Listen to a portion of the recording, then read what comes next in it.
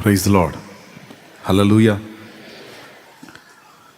ప్రభు అయిన యేసుక్రీస్తు నామములో సమకూడిన మీ అందరికీ హృదయపూర్వక వందనాలు.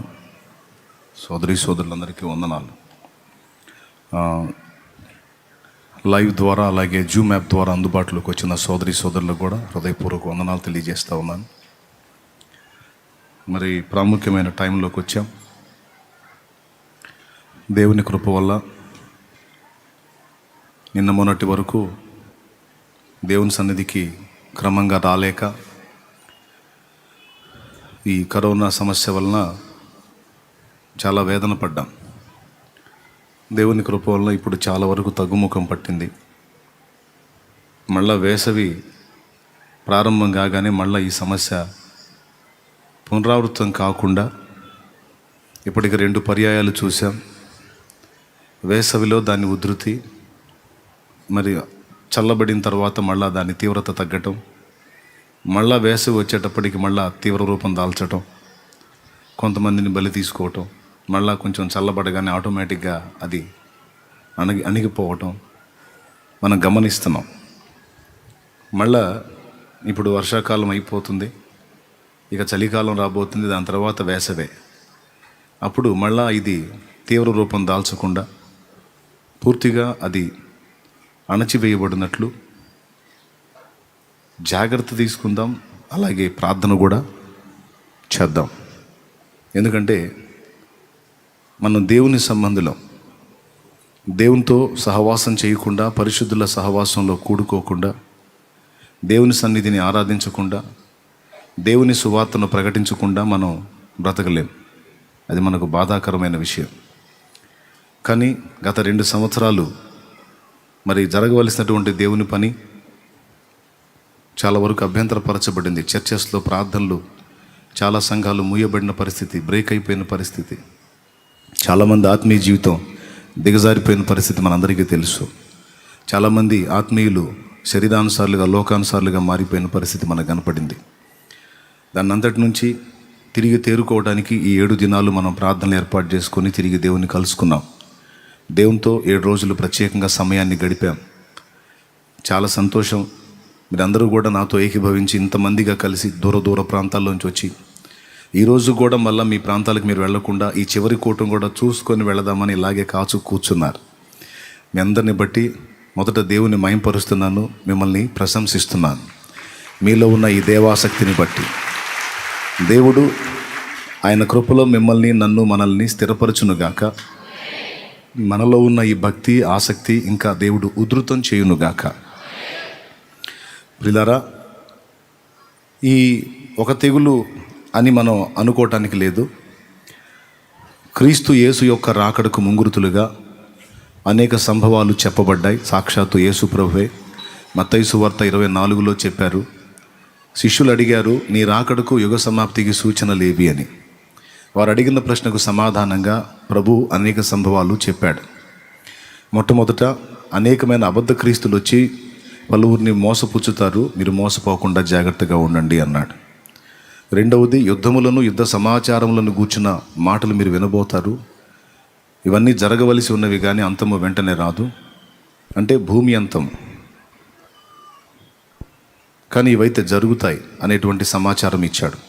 తర్వాత అక్కడక్కడ కరువును, భూకంపాలు, తెగుళ్ళు అనే ప్రస్తావన తీసుకొచ్చాడు. ఇలాగా ఆయన వరుస సంభవాలన్నీ చెప్పాడు. వాటిల్లో ఈ తెగుళ్ళు ఒకటి. ఇప్పుడు ఆ మధ్యకాలంలో ఏదో విషజ్వరం అని ప్రచారం జరిగింది.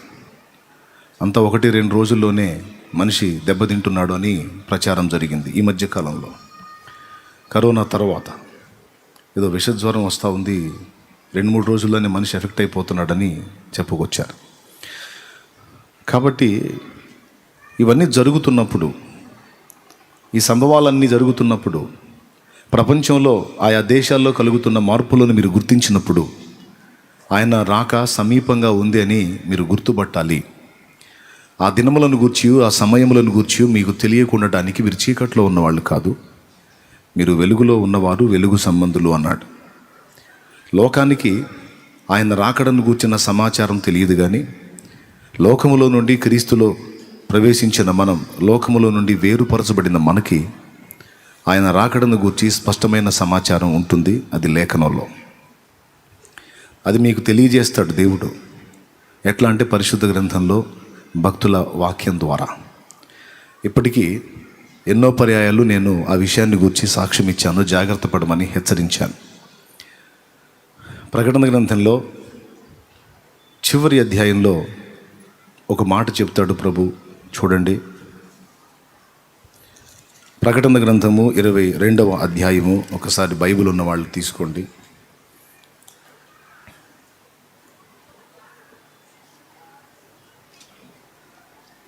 10, 11, 12 వచనాలు చూద్దాం. చూడండి. మరియు అతడు నాతో ఇలాగు చెప్పెను, ఈ గ్రంథమందున్న ప్రవచన వాక్యములకు ముద్ర వేయవలదు, కాలము సమీపమై ఉన్నది, అన్యాయము చేయువాడు ఇంకను అన్యాయమే చేయనిమ్ము. కాలము సమీపమై ఉన్నది, అన్యాయము చేయువాడు ఇంకను అన్యాయము చేయనిమ్ము. అపవిత్రుడైన వాడు ఇంకను అపవిత్రుడుగానే ఉండనిమ్ము. అపవిత్రుడైన వాడు ఇంకను అపవిత్రుడుగానే ఉండనిమ్ము. నీతిమంతుడు ఇంకను నీతిమంతుడుగానే ఉండనిమ్ము. నీతిమంతుడైన వాడు ఇంకను నీతిమంతుడుగానే ఉండనిమ్ము. పరిశుద్ధుడు ఇంకను పరిశుద్ధుడుగానే ఉండనిమ్ము. పరిశుద్ధుడు ఇంకను పరిశుద్ధుడుగానే ఉండనిమ్ము. ఇదిగో త్వరగా వచ్చుచున్నాను. ఇదిగో త్వరగా వచ్చుచున్నాను. వాని వాని క్రియల చొప్పున వాని క్రియ చొప్పున ప్రతి వానికిచ్చుటకు నేను సిద్ధపరిచిన జీతము నా యొద్ద ఉన్నది. చూడండి, వాని క్రియ చొప్పున ప్రతి వానికిచ్చుటకు నేను సిద్ధపరిచిన జీతము నా యొద్ద ఉన్నది. చిన్న మాట ప్రార్థన చేసుకుందామా? ప్రేమ కలిగిన మా పరిశుద్ధ తండ్రి, ఘనుడవగు దేవా, నీకు స్తోత్రము. నీ దయాపూర్వక సంకల్పాన్ని బట్టి ఈ ఆదివారం కూటమిలో మమ్మల్ని అందరినీ సమకూర్చావు. బోలెడన్ని సంగతులు ఈ 6 దినాలు మాకు చెప్పి 7వ రోజుకు మమ్మల్ని సిద్ధపరిచినందుకై వందనాలు. మా తండ్రి, జ్ఞాపకం చేసుకో. నీ బిడ్డలతో ఏం మాట్లాడనై ఉన్నావో ఆ వాక్కు వెల్లడి చేయి. నేనైతే బలహీనుడును, అపాత్రుడును, అయోగ్యుడును ప్రభు. నీ శిలువ రక్తము చేత నన్ను కడిగి ఈ మంటి ఘట్టములో నీ మహిమైశ్వర్యమును నింపి నీ బిడ్డలందరితో నాతో మాతో మాట్లాడు. మా మనోనేత్రాలు వెలిగించు. ఉపదేశాన్ని అడ్డగింప చూసే సైతాను, దురాత్మ, దయ్యపు అంధకార శక్తుల ప్రభావం నజరేయుడుగు యేసు అధికారం కలిగిన నామంలో బంధిస్తున్నాం. దేవా, దయచూపు. నాతో మాతో మాట్లాడు.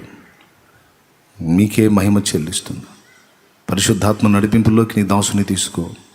వినేవారిని, మాట్లాడే బిడ్డని ఇద్దరిని నీ వశంలోకి తీసుకొని మీదే కార్యము చేయమని యేసుక్రీస్తు దివ్య నామమున ప్రార్థించి స్తుతించి వేడుచున్నాం తండ్రి. ప్రార్థన ఆలకించి జవాబిచ్చిన దేవునికి విశ్వాసంతో స్తోత్రం చెల్లించుదాం. స్తోత్రం, స్తోత్రం, స్తోత్రం, స్తోత్రం. హల్లెలూయా. అక్కడక్కడ ఏమన్నా ఉందా? అది అక్కడ చూడు, పంపిస్తే అక్కడ భక్తి.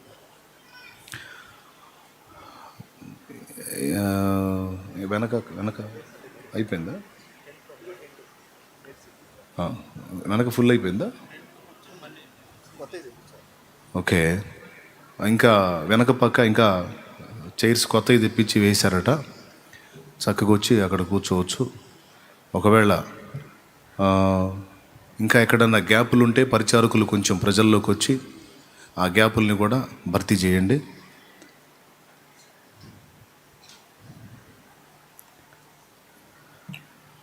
దేవునికి మహిమ చెల్లించుదాం. హల్లెలూయా.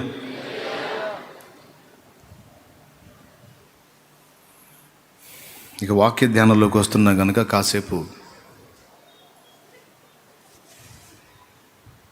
పరధ్యానాన్ని పక్కన పెట్టి దేవుని మాటల మీద లక్ష్యం ఉంచాలి.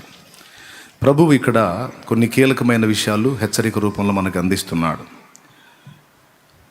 ఈ గ్రంథమందున్న ప్రవచన వాక్యములకు ముద్ర వేయవలదు.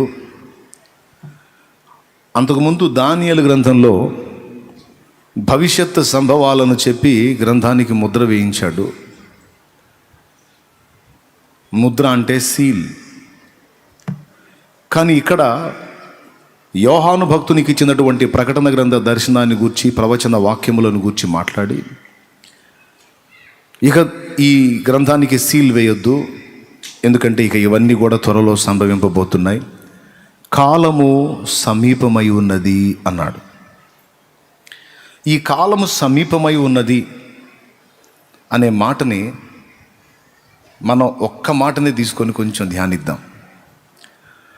కాలము సమీపమై ఉన్నది అంటే ఏ కాలాన్ని గురించి ప్రభు మాట్లాడుతున్నాడంటే ఆయన రాకడ కాలాన్ని గురించి ఆయన మాట్లాడుతున్నట్టు మనకు కనబడుతుంది.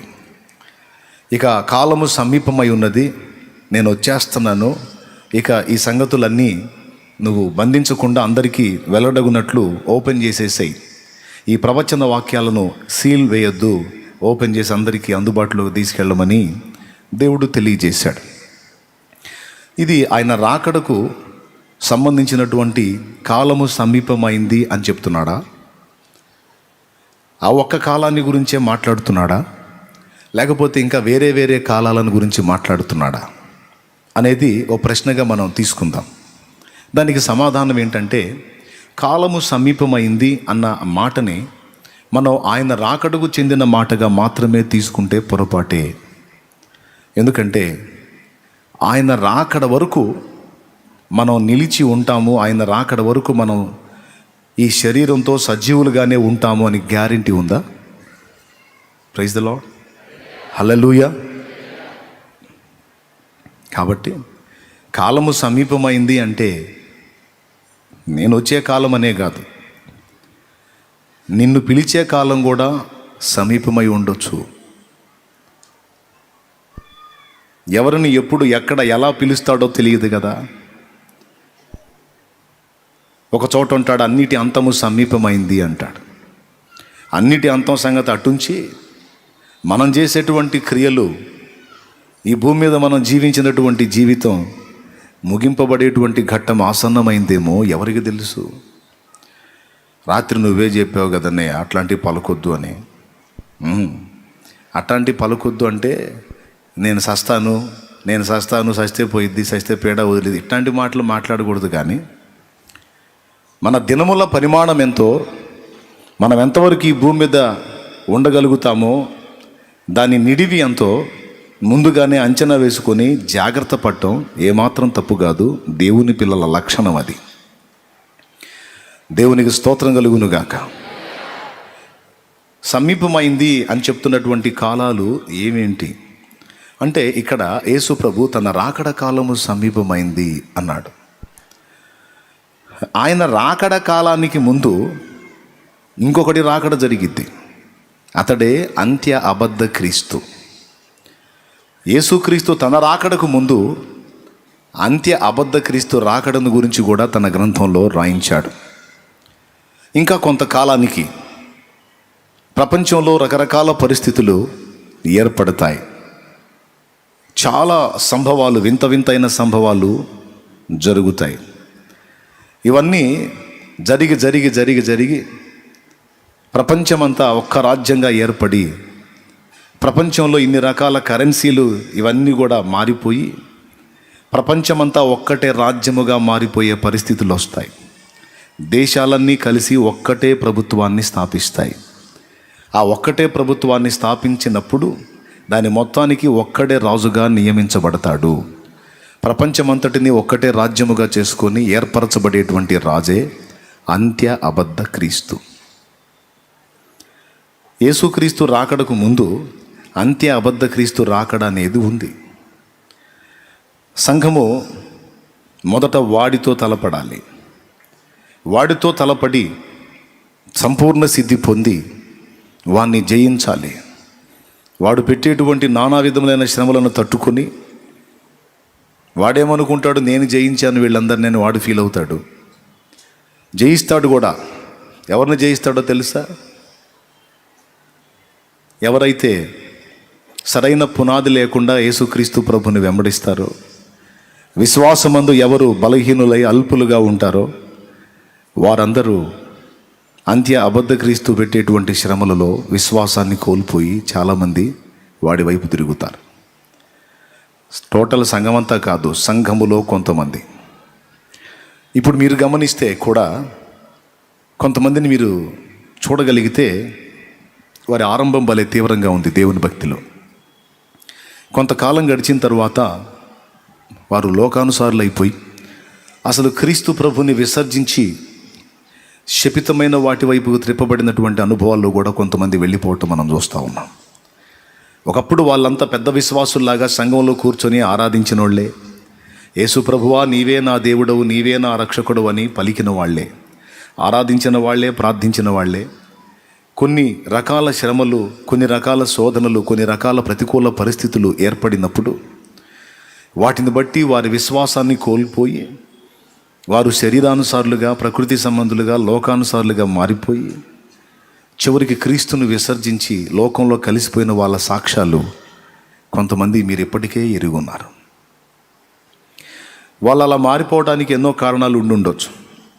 అలా క్రీస్తును విసర్జించి లోకానుసారులు అయిపోవడానికి వారు ఎన్ని కారణాలైనా చెప్పొచ్చు. కొంతమంది అంటారు, నేను ఫస్ట్ చాలా భక్తిగా ఉన్నానండి, నేను చాలా ఆత్మీయంగా ఉన్నానండి.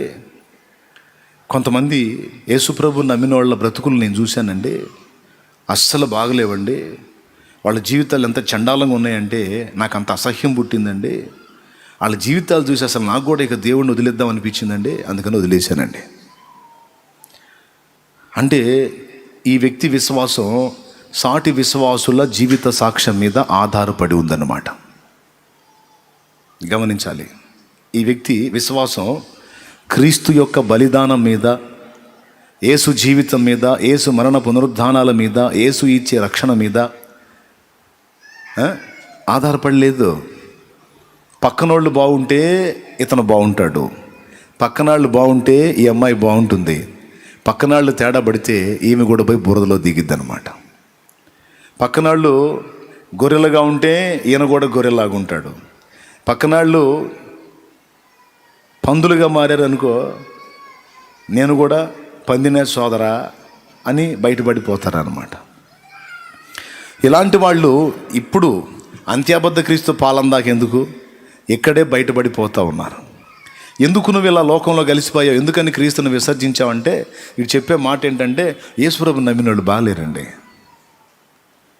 యేసుప్రభు నమ్మిన వాళ్ళు బాగుంటే నేను విశ్వసించమని, బాగలేకపోతే వదిలేమని ఎవడు చెప్పాడు నీకు?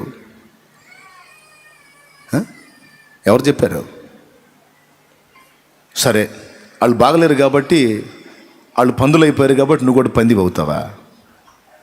వాళ్ళు పందులు అయిపోతే నువ్వు గొర్రెగా బతికి వాళ్ళకి దారి చూపించు. రే, భక్తి చేయటం అట్లా కాదురా, ఇట్లా నీతి నియమాలు కలిగి బతకటం అట్లా కాదురా, ఇట్లా యేసు ప్రభువుని నమ్మి సేవించటం మీరు కరెక్ట్గా చేయట్లేదురా, ఇలా బతకాలని నువ్వు చూపించు. నువ్వు వాళ్ళ మీద వంకబెట్టి గడ్డి తినే చేష్టాలు చేయటానికి నువ్వు వెళ్ళి అసలు నువ్వు పందివి, నీ బుద్ధి పంది బుద్ధి. ఆ పంది బుద్ధి బయట పెట్టుకోవడానికి ఎవడు దొరుకుతాడా అని ఎదురు చూసావు. ఎవరో దొరికారు నీకు తగ్గ నలుగురు ఐదుగురు, వాళ్ళని చూపించేసి ఎగిరి బురద గుంటలోకి దూకావు. అంటే నీ పునాది అవతలి వాళ్ళ యొక్క జీవితాల మీద ఆధారపడి ఉంది కానీ క్రీస్తు యేసు మీద ఆధారపడి లేదు.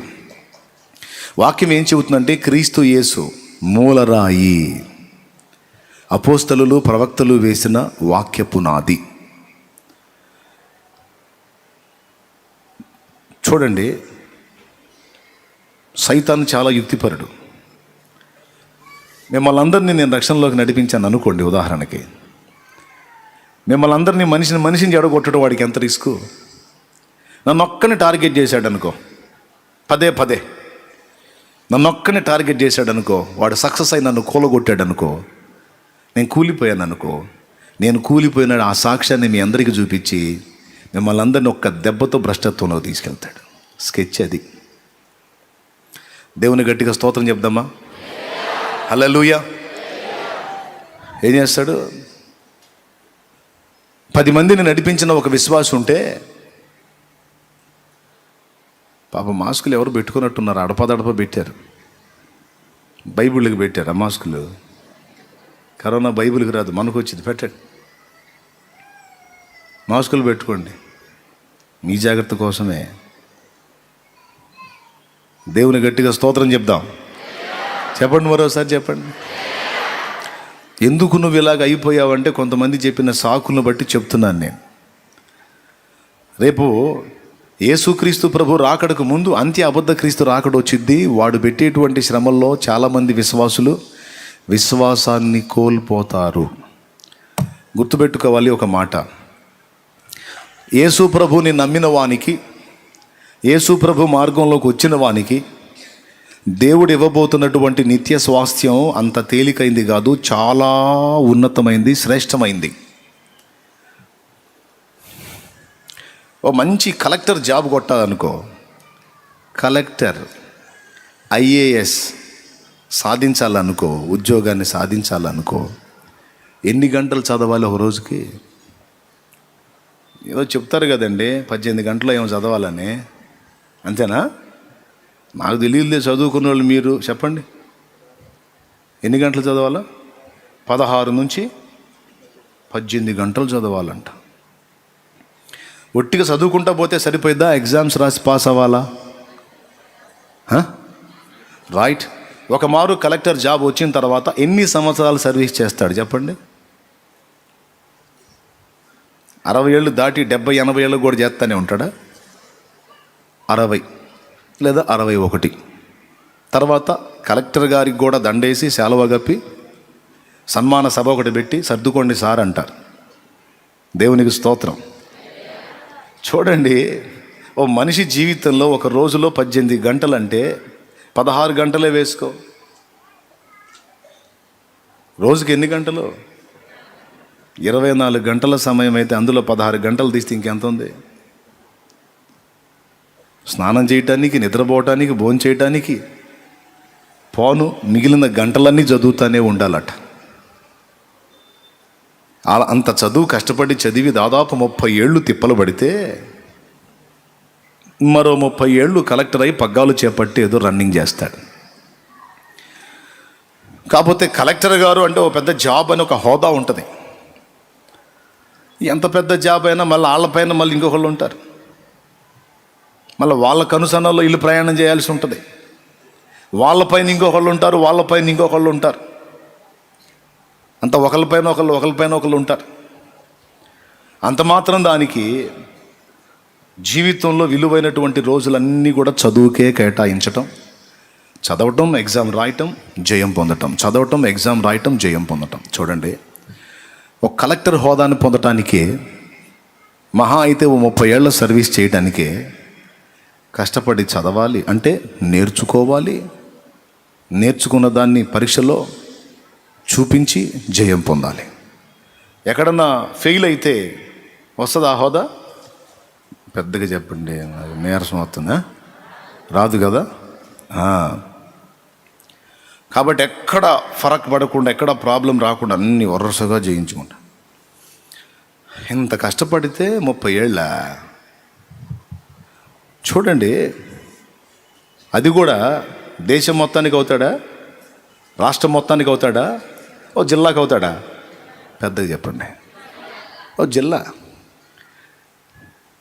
దీనికే ఇన్ని అగసాట్లు ఉంటే, దీనికే ఇంత పరీక్ష ఉంటే, రేపు యేసయ్య దగ్గర మనం పొందబోతున్న స్వాస్థ్యం ఇందాక చెప్పాడుగా, ప్రతి వానికి ఇచ్చుటకు జీతము నేను తీసుకొని వస్తున్నాను, అందరికీ జీతం నా దగ్గర ఉందని. ఆయన ఇవ్వబోతున్నటువంటి ఆ నిత్య స్వాస్థ్యం యొక్క విలువ, దాని యొక్క స్థిరత్వం మీకు తెలుసా? అది ఇక అంతము లేని రాజ్యం. ఏ కహానీ నై, ఇది కథ కాదు. భూమి మీద మనం జీవిస్తున్నామే ఈ మాయలోకంలో, మాయ ప్రపంచంలో, ఇది కథ, ఇది కళ. అదృశ్యంగా ఉండి, మరుగున ఉండి దాచిపెట్టినటువంటి స్వాస్థ్యం ఏదైతే ఉందో అది నిజం. కాకపోతే మరి ఏముందండి, ఎంతమంది వ్యక్తులు మనతో జీవితాన్ని ప్రారంభించారు? ఏరి మరి నువ్వెంతో ప్రేమించిన మీ నాన్న, నిన్నెంతో ప్రేమించిన మీ నాన్న ఈరోజు ఉన్నాడా? పోనీ జీవితం మొత్తంలో ఈ భూమి మీద ఉన్నంత వరకు ఎప్పుడైనా మళ్ళీ నీ దగ్గరికి వచ్చి, అమ్మాయి ఎట్లున్నావమ్మా, అబ్బాయి ఎరా ఎట్లున్నావు అంటాడా? నువ్వు కోల్పోయిన నీ తండ్రి చెప్పండి. నువ్వెంతో ప్రేమించావు అమ్మని, అమ్మ నిన్నెంతో ప్రేమించి రెక్క కింద దాచుకుని కాచుకుంది. అనుక్షణం నీడలా వెంటాడి, మా జాగ్రత్త తల్లి, ఇలా ఉండాలి, ఇలా ఉండాలి, ఇలా ఉండాలమ్మా అని నేర్పుకుంది. దుష్టుల దాడి నీ మీద జరగకుండా కంటి పాప వాళ్ళే కాచుకున్న అమ్మ ఈరోజు ఉందా? కొంతమంది తల్లిని కోల్పోయిన పిల్లలు ఉన్నారు. జీవితం మొత్తంలో మళ్ళీ ఎప్పుడైనా అమ్మను చూడగలవా ఈ భూమి మీద ఉన్నంత వరకు? ఎరా అబ్బాయి ఎలా ఉన్నా నాన్న, తింటున్నావంట్రా అని అమ్మ ఎప్పుడన్నా వచ్చి నీతో అనగలిగే అవకాశం ఉందా? అరే రే రే.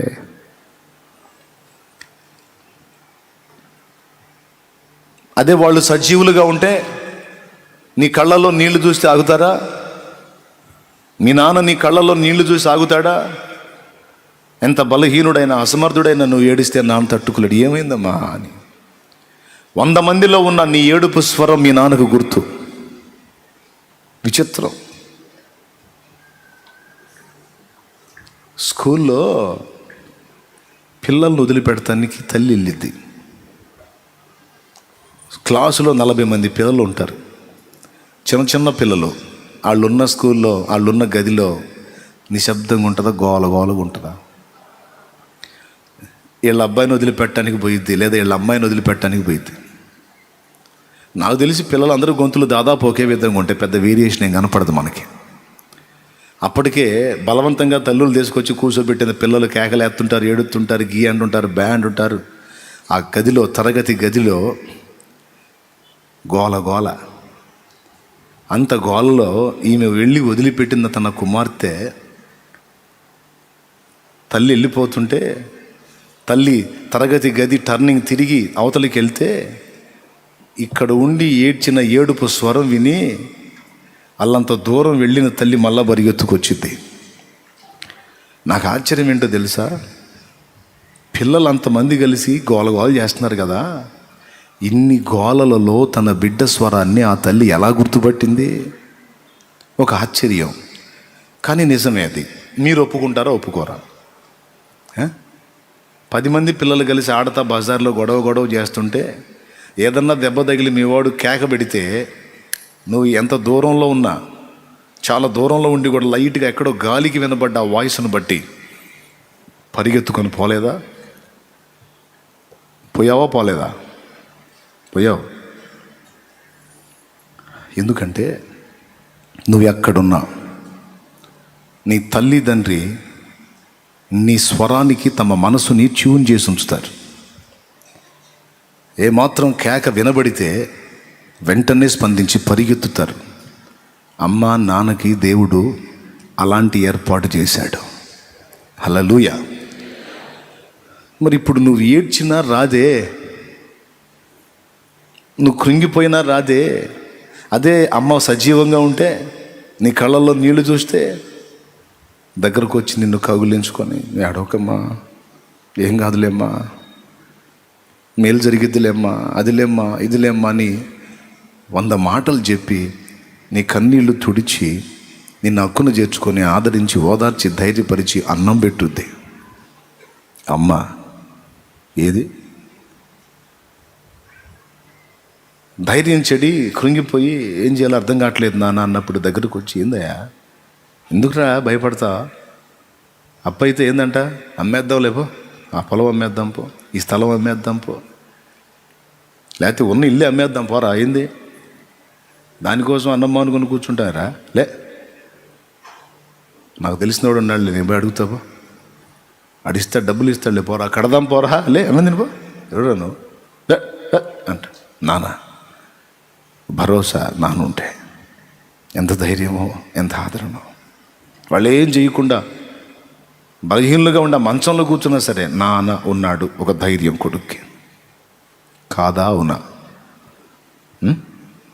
బాధ్యత లేని తల్లుల గురించి, బాధ్యత లేని తండ్రుల గురించి నేను చెప్పట్లా. కొంతమంది ఉంటారు, 100లో 10 మంది దాకా నీచులు ఉంటారు. నీచులు పిల్లల్ని పట్టించుకొని తండ్రులు, పిల్లల్ని వదిలేసే తల్లులు ఉంటారు నీచులు. 10 మందిలో 100 మందిలో 10 మంది, 10 మందిలో ఒకళ్ళు. వాళ్ళ సంగతి నేను చెప్పట్లా. పిల్లల్ని ప్రేమగా చూసుకునేటువంటి తల్లిదండ్రుల గురించి నేను మాట్లాడుతున్నా. ఈ లోకపు నటన నిజమా కాదా, ఇది మాయా కాదా అన్నది మీకు క్లారిటీ ఇవ్వటానికి చెప్తున్నా నేను. కోల్పోయావు కదా నీ తల్లినో తండ్రినో. కొంతమంది ఇద్దరిని కోల్పోయారు, కొంతమంది ఒకరిని కోల్పోయారు. కోల్పోయిన వాళ్ళని అడుగుతున్నాను నేను, తాండి ఒకసారి తెచ్చి చూపించండి నాకు. మేమని చూడాలనిపిస్తుంది నాకు, దా తీసురా. మీ నాన్నని చూడాలనిపిస్తుంది నాకు, రా తీసురా చూపించు. మరి నిజం కదా ఈ లోకం, ఈ జీవితం స్థిరం కదా, ఇది శాశ్వతం కదా, మురిసిపోతున్నావు కదా. ఇది స్థిరమని భ్రమ ఆశలు పెంచుకొని ఏదో పరిగెత్తుతున్నావు కదా.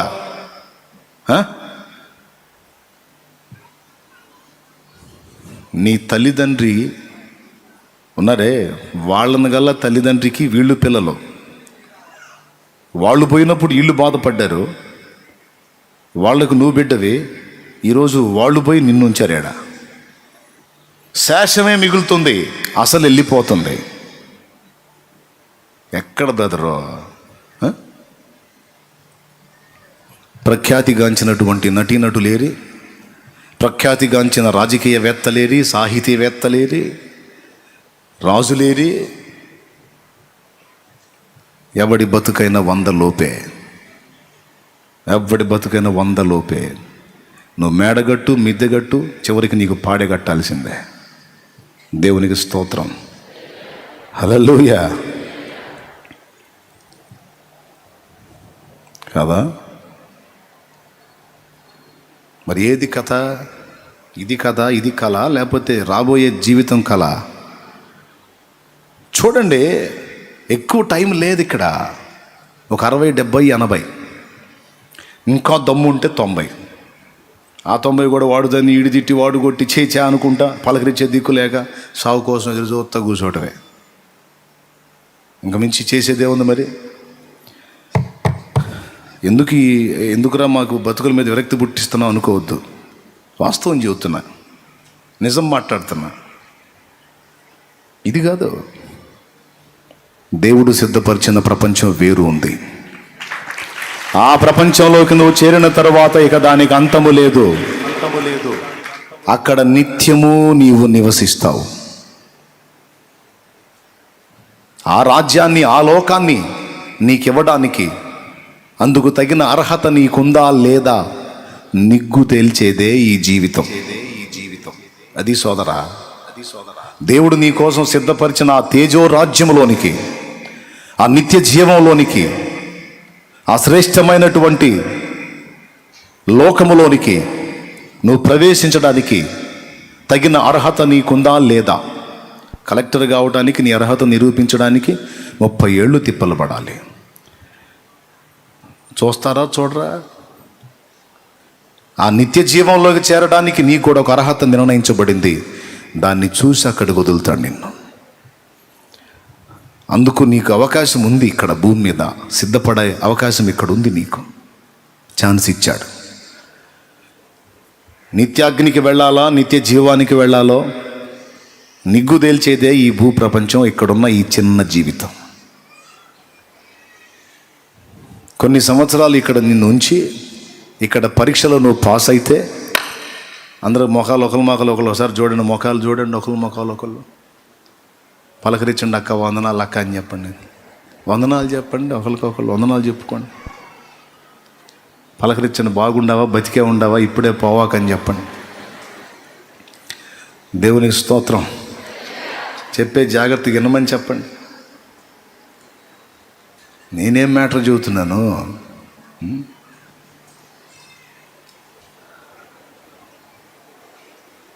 అక్కడి లోకానికి నువ్వు చేరడానికి ఇది యోగ్యత పరీక్షింపబడే స్థలం. యోగ్యులుగా నిన్ను చేయడానికి సిద్ధపరిచిన స్థలమే భూమండలం. భూమి మీద ఈ చిన్న జీవితం. పిచ్చి ముఖం మనుషులు ఏమనుకుంటారో తెలుసా? ఈ ఎంత జీవితాన్ని ఇస్తే, జీవితం చిన్నది, జీవితం కొంచెం అనుభవించు, ఆనందించు, ఎంజాయ్ చేయి, సావు. జీవితం చిన్నదంట. ఈ చిన్న జీవితంలో అన్నీ పొందాలంట. ఏం పొందావు, ఎన్ని పొందావు? తృప్తి తీరిందా, ఆశ తీరిందా, వాంఛ చచ్చిందా? మంచంలో పడ్డా కూడా కొన్ని విషయాల్లో కొన్ని జావవు. అవకాశం ఉన్నంత వరకు దురాశపరుడి పుర్రె అక్షయ పాత్ర అయినట్టు, ఆ పాత్రలో ఆ దురాశపరుడి పుర్రెను ఒక పాత్రగా చేస్తే అందులో పోస్తే ఎన్ని పోసినా తిన్నట్టు. ఎన్ని సంవత్సరాల నుంచి లోకాన్ని అనుభవించామో. వాంఛ చచ్చిందా, కోరిక చచ్చిందా? తీర్చే కొద్ది ఎక్కువ అవుతున్నాయి. తీర్చే కొద్దీ మోజులు ఎక్కువైపోతున్నాయి, కోరికలు ఎక్కువైపోతున్నాయి, పిచ్చి ఎక్కువైపోతూ ఉంది. ఎక్కడ దీనికి ముగింపు? ఎక్కడ? ఎందుకు అంటే జీవితం చిన్నది సార్, జీవితం చిన్నది. ఈ చిన్న జీవితంలో అన్నీ అనుభవించాలి. నేను చెప్తున్నాను, సత్య వాళ్ళ దగ్గరికి పోయి మీరు మైకు పెట్టి ఇంటర్వ్యూ చేయండి. చాలా అనుభవించావు కదా, ఆనందంగా చేస్తున్నావా అని అడగండి. సత్య వాళ్ళ దగ్గరికి వెళ్ళి మైకు పెట్టి అడగండి, మీరు రికార్డ్ చేయండి. మంచిగా పెళ్లి చేసుకున్నావు, పిల్లల్ని కన్నావు, తిన్నావు, తాగావు, సుఖించావు, ఒక భార్య కాకుండా 2, 3, 2, 3 కుంపట్లు పెట్టావు, అన్ని తిప్పలు పడ్డావు, చూసావు. మరి ఇప్పుడు హ్యాపీగా సస్తున్నావా? కావాలనుకున్నవి కట్టావు, వేయాలనుకున్నవి వేసావు, ఏమండి, చేయాలనుకున్నవి చేసావు, అన్నీ చేసావు. ఇప్పుడు హ్యాపీగా సుఖంగా సంతోషంగా చస్తున్నావా అని అడగండి మీరు. ఆడేం చెబుతాడు చూడండి. ఒక్కడన్నా చెబుతాడా తృప్తిగా చస్తున్నాను అని? ఒక్కడన్నా చెబుతాడా? ఆ మాట అడిగితే సత్యవాడు కూడా నువ్వు చావురా, సుఖంగా చచ్చేది ఏందిరా, బతికించే ప్రయత్నం చేయకుండా దుర్మార్గుడా, సుఖంగా చేస్తున్నావా, హ్యాపీగా చేస్తున్నావా, ఇక హాయిగా చేస్తున్నావా అంటే ఏం చెబుతాడండి? తిడతాడు. నా సాగు కోరుతున్నావంటరా అని. ఎవ్వరు వారు. ఇక్కడున్న ఆకర్షణ అట్లాంటిది. ఇంకా 4 రోజులు బతికితే ఇంకా 4 చేద్దును కదా. మరి ఇప్పటికి ఎన్నో రోజుల నుంచి చేసావు కదరా, పిచ్చి వదిలిందా అంటే ఎక్కువయింది. వాస్తవం. ఏమండి, పరీక్ష అండి ఇది. ఈ భూమండలం మీద నీ జీవితం పరీక్షింపబడుతుంది. తెలివైనోడు గ్రహించి విషయాన్ని గుర్తుపట్టి తెలివిగా నడుచుకుంటాడు. తెలివి తక్కువడేమో ఈ మాయలో పడి కొట్టుకొని దాని వెంట పరిగెత్తి ఓ దారి అవుతాడు.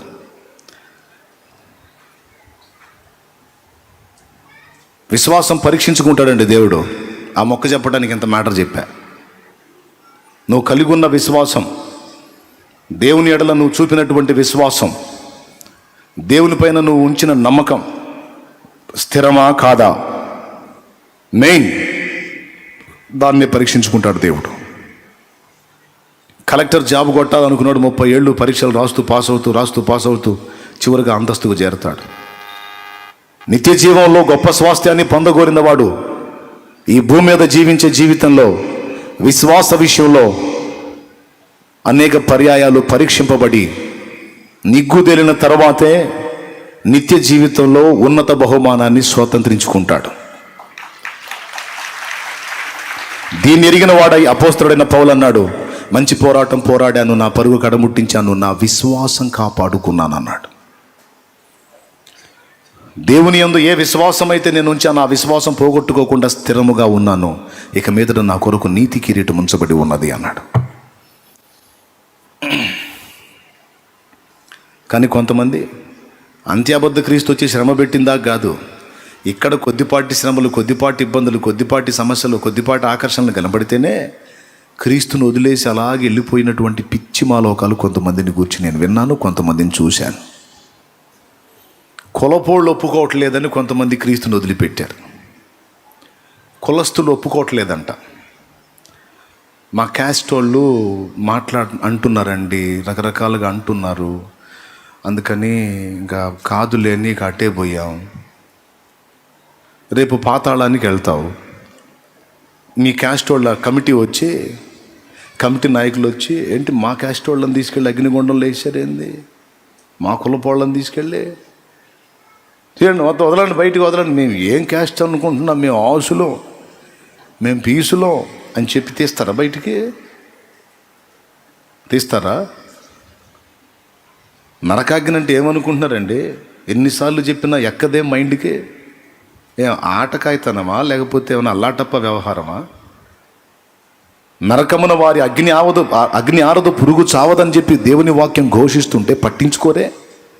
సరే బైబిల్ తీసేయి, మీ మత పుస్తకం మేము నమ్మం అన్నావు, మరి ఖురాన్లో ఉందిగా ఘోరమైన అగ్నికి పంపబడతారని. సరే ఖురాన్ తీసేయి, గరుడ పురాణంలో ఉందిగా ఘోరమైన నరకానికి మానవుని ఆత్మ వెళుతుంది, ఘోరమైన శిక్ష ఉంది అని గరుడ పురాణం చెప్తుందిగా. అదన్నా ఎక్కదే నీ మైండ్కి? ఎన్నిసార్లు చెప్పాలి? అరే భూమి మీద జీవించే ఈ 4 రోజుల భోగాన్ని చూసి మురిసిపోయి మోసపోయి ఈ మత్తుల పడి కొట్టుకుంటున్నావు ఎన్ని సంవత్సరాలు? నీ ఆత్మను గురించి ఆలోచించవే? నీ ఆత్మను గురించి పట్టించుకోవే? శరీరం మట్టికి మట్టి అయిపోతుంది, ఇంకంతటితో పులుస్టావు, ఎంతటితో అయిపోయిందా నీ కథ అంతా? ఆత్మ ఉంది కదా. అదే మనోళ్ళే మళ్ళీ మాట్లాడతారు. రామారావు అనేవాడు చచ్చిపోయాడు, శవాన్ని టెంట్ కింద బండేశారు, అక్కడ జనాలు కోలాహలంగా ఉన్నారు. ఏమండి, ఆ శవం 3 రోజులకు దొరికింది, ఉబ్బి ఉంది. ఏదో ఆ సెంటు ఈ సెంటు కొట్టి ఆ వాసన కవర్ చేశారు, లేకపోతే పెట్టెలో పెట్టారు, వాసన కవర్ అయింది. ఇక జనాలంతా వచ్చారు, తెలిసిన వాళ్ళంతా చూడటానికి కోలాహలంగా. ఒకడు ఫోన్లో ఇంకొకటితో అంటాడు, రై సుబ్బారావు ఎక్కడున్నా? ఏంట్రా, ఏంటి విషయం, తెలుసా నీకు? ఏంటి? రామారావు గారు పోయారా? పోయాడా? ఆడే ఉన్నాడుగా టెంట్ కింద బాక్సులో, అక్కడే ఉన్నాడుగా టెంట్ కింద బాక్సులో. రామారావు గారు పోయారా? అరే బాక్సులోనే ఉంటే పోయారు, పిచ్చోడ, కళ్ళు కనపట్లేదు, అక్కడే ఉన్నాడు. మీరు చెప్పండి, పోయారంటారా ఉన్నారంటారా? పెద్దగా చెప్పండి. రామారావు గారు పోయారా? ఎక్కడికి పోయారు? ఏమో, రామారావు గారు పోయారు. మరి ఉన్నది ఎవరు? శవం ఉబ్బింది. రామారావు గారు ఉబ్బారు అంటారా? శవం ఉబ్బింది అంటారా? అంటే పేరు దేనికి? శరీరానికా ఆత్మకా? పెద్దగా చెప్పాలి. రామారావు అనే పేరు శరీరానికి కాదు, ఆత్మకి. ఆ రామారావు అనబడే పేరు కలిగిన ఆత్మ వెళ్ళిపోగానే ఆ మిగిలిన శేషం పేరు శవం. ఇంత క్లియర్గా మళ్ళా మన వాళ్ళే మాట్లాడుతుంటారు. ఏదన్నా కదిలిస్తే చాలు వేదాంత ధోరణి, అబ్బో ఉప్పొంగిపోద్ది. ఏది శాశ్వతం, ఏది స్థిరం, అంతా భ్రమ. మరి అంత భ్రమ అయితే మరి ఎందుకు నువ్వు ఆ భ్రమలో పడి కొట్టుమిట్టాడుతున్నావు? రేపటి రోజు సంగతిని ఆలోచించాలి కదా. అది ఎంత చెప్పినా పట్టించుకోరు. చెవిటివాడు ముందు శంఖం ఊదినట్టే. వాడెవడో చెవిటోడికి నేను వినిపిస్తాను శంఖం ఊదని శంఖం నోట్లో పెట్టి వాడు చెవి దగ్గర ఊదాడంట. వాడు చూసి ఏందిరా నీ గొడవ, నీ నోరు ఎంత ఉందో ఆ శంఖం ఎంత ఉంది, ఎట్లా మింగుతావురావు నువ్వు అంటున్నాడంట. అంటే వీడు ఊదుతున్నాడన్న సంగతి వాడికి అర్థం కావట్లా, ఆ శంఖాన్ని మింగటానికి ట్రై చేస్తున్నాడు అనుకుంటున్నాడు వాడు. ఎన్నిసార్లు చెప్పినా కొంతమంది వ్యవహారం ఇట్లా దగలబడింది. జాగ్రత్త పడండి మొర్రో అంటే ఎంత తేలిగ్గా మాట్లాడతారు, ఏదో నా కరం పట్టినట్టు. నాకు పట్టిందా, మీకు పట్టిందా? వదిలించుకోకపోతే ఎవరు భయపడతారు? మా మతం అట్ట చెప్పలేదు. ఎందుకు చెప్పలేదు? సరిగా కళ్ళు పెట్టి చూడు, అన్ని మతాలు ఏకమై చెప్పాయి, శరీరమే మరణిస్తుంది, ఆత్మ చావదు. ఆత్మ దేవుడు తీర్పులోనికి వెళుతుంది, ఆత్మ పనిష్మెంట్ పొందుతుంది లేదా నిత్య జీవాన్ని పొందుతుంది. అన్నీ చెప్పాయి. జాగ్రత్త పడాలి. అరే రేపటి గురించి ఆలోచించరండి. బుద్ధిహీనుడి కథ విన్నారా? చాలా క్రితం చెప్పాను. రాజుగారికి వింతైన కోరిక పుడితే మంత్రికి చెప్పాడంటారే, మన రాజ్యంలో తెలివి తక్కువ దద్దమ్మలు ఎవరున్నారో తెలుసుకోవాలని ఉంది, ఒక 7గురిని పట్టుకురారా అన్నాడంట. ఆ 7గురిని కాదండోయ్, ఎంతమంది ఉన్నారో వాళ్ళని పోగు చేయరా అన్నాడట. ఎవరిని? బుద్ధిహీనుల్ని, తెలివి తక్కువ దద్దమ్మల్ని. మంత్రి చాలామందిని పోగు చేశాడు. అందరూ వచ్చేసాడు. చూశాడు, వాళ్ళ చేష్టలు, వాళ్ళ మాటలు, వాళ్ళ వ్యవహారాలు అన్నీ విని వాళ్ళల్లో ఒకరిని ఎంపిక చేశాడు. ఎంపిక చేశారే, ఈడు నాకు బాగా బుద్ధిహీనుడు అనిపించాడు. ఎందుకంటే వాడు ఏదన్నా చెప్పు, అంతా దేవుడే, అంతా దేవుడే అంటున్నాడు. వాడికి రెండో మాట మాట్లాడట్లా. రాజుకి నవ్వు వచ్చింది. అరే అంతా దేవుడు అంటే ఎట్లారా?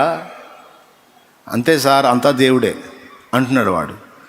మిగిలిన వాళ్ళన్నా కొంచెం జ్ఞానంగా కనిపించారు. వీడైతే అంతా దేవుడే అంతా దేవుడే అంటుంటే వెర్రి మాలోకంలా కనిపించి పలు విధాల వాడిని పరీక్షించి చివరికి అందరి ఎదుట వాడికి ఒక బహుమతి ఇచ్చాడు, ఒక దండం.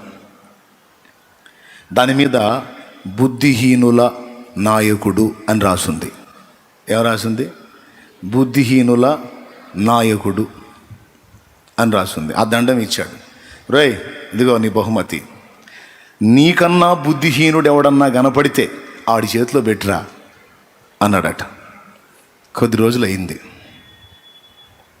మరి ఎంతలా రాజైనా రోగం రాక తప్పదు, పోక తప్పదు. మంచాన పడ్డాడు రాజు.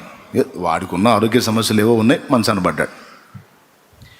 బాగా వెళ్ళిన రాజు కదా, జనం అంతా వచ్చి చూస్తూ ఉన్నారు. పాపం మన రాజుగారి పని అయిపోయిందంట, క్లైమాక్స్కి వచ్చాడంట, చివరి దశలో ఉన్నాడంట, అందరూ చూస్తున్నారు అని రాజ్య ప్రజలందరూ వెళ్ళి ప్రత్యేకంగా దర్శించుకుంటున్నారు మహారాజుని. పోతున్నాడుగా, చివరి ఘట్టంలో ఉన్నాడు.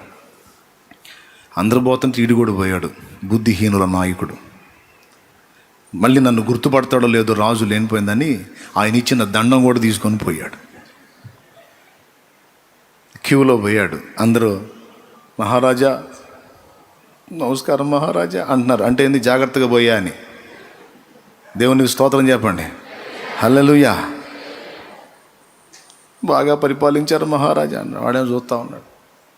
వీళ్ళు దండాలు పెట్టి వీళ్ళు జాలిగా మాట్లాడుతుంటే ఇంకొంచెం చేస్తున్నాడు వాడు. చివరికి ఈ బుద్ధిహీనుల నాయకుడు దండం పొందాడే, ఆడిపోయాడు. మహారాజా నమస్కారం అన్నాడు. ఆ స్థితిలో ఉండి కూడా రాజు వీడిని చూసి ఒక చిరునవ్వు నవ్వాడు. ఏరా నువ్వు వచ్చావా? వచ్చాను మహారాజా. సరే కానీ నాకు తెలియక అడుగుతాను, జనం ఏందట్ట అనుకుంటున్నారు అన్నాడు. ఏమనుకుంటున్నారా అన్నాడు. ఏంది నువ్వేంది అడుగుపోతున్నావంటగా అన్నాడు. దేవునికి స్తోత్రం. నువ్వు ఎక్కడికో పోతున్నావంటగా అడిగిపోతున్నది ఏందన్న. తెలియదురా అన్నాడు. పోయేది ఖాయమే అని అన్నాడు. వేదాంత ధోరణిలో ఒక వ్యక్తితో కూడిన నవ్వు నవ్వి, ఎంతటి వాడికైనా తప్పదురా. పోయేది ఖాయమేనా అన్నాడు. ఖాయమేరా. మరి ఎక్కడికి పోతున్నావు అన్నాడు. తెలియదురా అన్నాడు. అదేంది మహారాజా, పోయేది ఖాయమైనప్పుడు ఎక్కడికి పోవాలో తెలుసుకోవద్దా? సర్లే ఎప్పుడు వస్తావు అన్నాడంట. దేవునికి స్తోత్రం కలిగి ఉన్నగా. సర్లే పోయేది ఖాయం అన్నావు, పోతానంటున్నావు, ఎప్పుడు వస్తావు అన్నా అంట. ఇంకొచ్చేది ఏమి ఉండదురా, ఇక పర్మనెంట్ అక్కడే అని అంట. పోయేది ఖాయం, ఇక వెళ్ళిన స్థలం నుంచి మళ్ళీ తిరిగి వచ్చేది ఏం లేదు, ఇక అక్కడే. ఇక అంతేరా. మరి అంత పర్మనెంట్ ప్లేస్ అయినప్పుడు మరి దాని గురించి తెలుసుకోవాలి కదా మహారాజా. సరేలే ఏం తీసుకొని పోతున్నావు అన్నాడు. పోయేది ఖాయం అంటున్నావు, పోయిన దగ్గర నుంచి ఇక రానంటున్నావు, ఇక పర్మనెంట్ అక్కడే అంటే మరి సిద్ధపాటు చేసుకొని పోవాలి కదా. సట్టుబుట్టు సామాగ్రి సరుకు రెడీ అయ్యావా? తగిన విధంగా సిద్ధపడ్డావా? సిద్ధపడ్డ రీతిని వెళ్తున్నావా అని అడిగాడు. తెలియదురా అన్నాడు.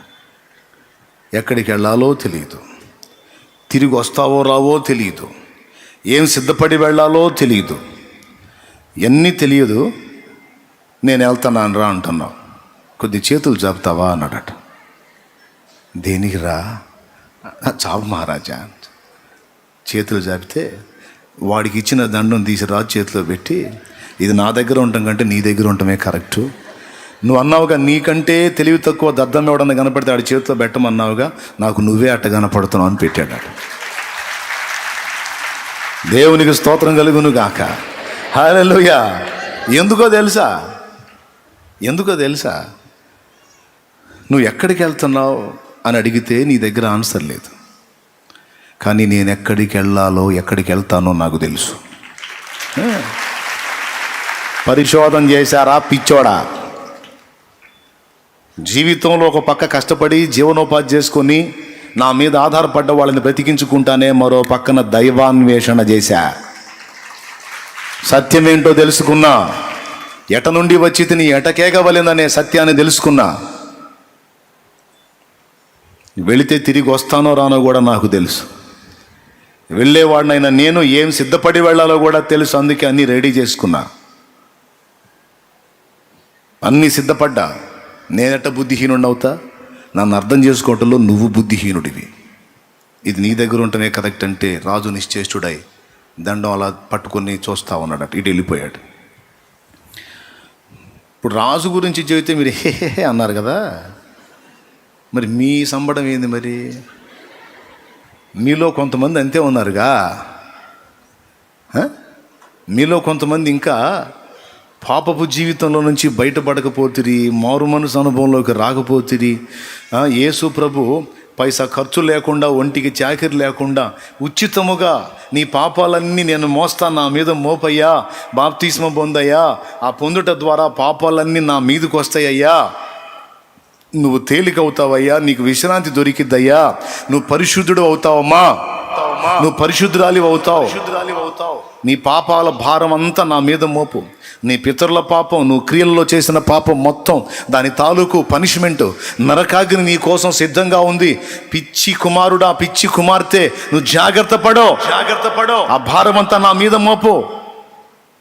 నేను నీకు విశ్రాంతిని ఇవ్వటానికి వచ్చాను అని ఆయన పిలుస్తుంటే, నీ పాప భారం నేను ఎత్తిన పెట్టుకొని ఇహి అంటావా? నువ్వు కాదు,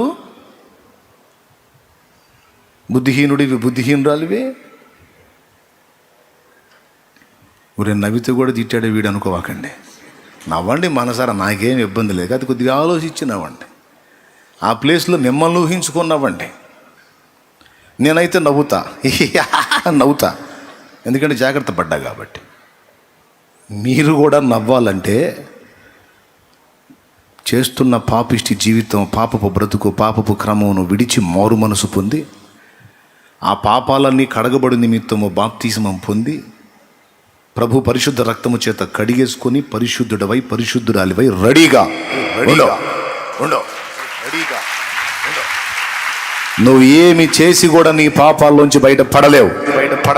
స్తోత్రం చెప్పండి అందరు గట్టిగా. మళ్ళీ ఒకసారి చెప్పండి. నీ పాపాల్లో నుండి నువ్వు బయటపడటానికి ఒక్కటే మార్గం, ప్రభువును ఆశ్రయించటమే. నువ్వు ఇక ఏమన్నా చేయి, అవన్నీ నీ పాప భారాన్ని నీ మీద నుండి తొలగించలేవు. దేవుడికి లంచం పెట్టడానికి ట్రై చేస్తాం. దేవుడు ఏమన్నా లంచగొండ అధికారా? నువ్వు పక్క పాపాలు చేసుకుంటా వాటి తాలూకు ఏదో ఒకటి దేవుడికి, దేవా నీకు ఇది ఇస్తున్నాను తీసుకో, దేవా నీకు వజ్ర కిరీటం ఇచ్చాను, దేవా నీకు బంగారపు తొడుపులు చేపించాను, దేవా నీ గుడికి తొడుపులు చేపించాను, నీకు చర్చి కట్టించాను, లేకపోతే నీకు సిలువ వేయించాను. ఇవన్నీ చేస్తే, అబ్బా ఎంత పని చేసావు బిడ్డ, దానాయన ఇంక నువ్వేం అవసరం లేదు రా నాయన, నేరుగా మోక్షం అంటాడా? ఒరే నువ్వు నాకు చేపించే తొడుగులు ముడుపులు సంగతి తర్వాత నువ్వు ముంచిన వాళ్ళ సంగతి చెప్పురా అంటాడు.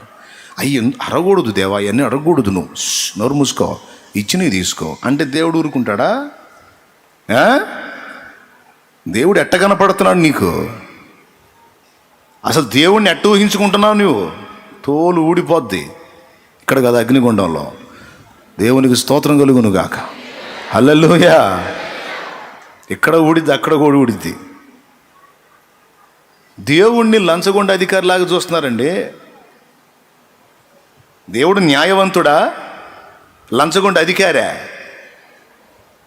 అరే భూమి మీద ఉన్న అధికారుల్లోనే కొంతమంది ఎంత నీతి నిజాయితీగా ఉంటారండి. లంచం తీసుకోరు.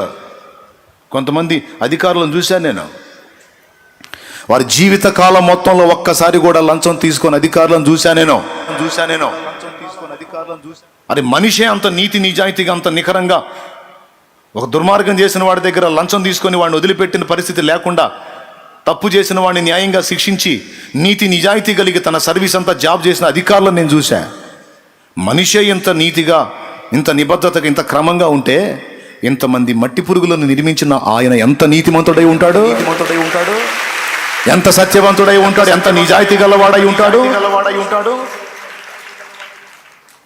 అంత నీతిమంతుడు, అంత పరిశుద్ధుడైన వాడు, నువ్వు అడ్డదిడ్డమైన పనులు చేసి అప్పుడప్పుడు ఏదో ఇంత కమిషన్ లాగా ఏదో అది ఇది చేస్తూ ఉంటే పర్లేదులే నాయన అనుకుంటే ఇగిలించుకుంటూ కూర్చొని చూస్తుంటాడా? దేవుణ్ణి తక్కువ అంచనా వేశావు, తప్పు అంచనా వేశావు.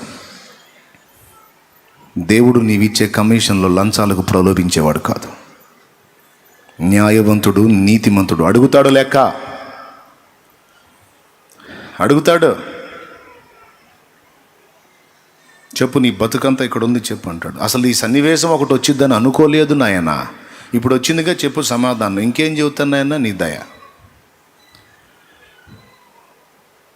చాలామందికి మనం పోతామంటేనే నమ్మకం ఉండదు.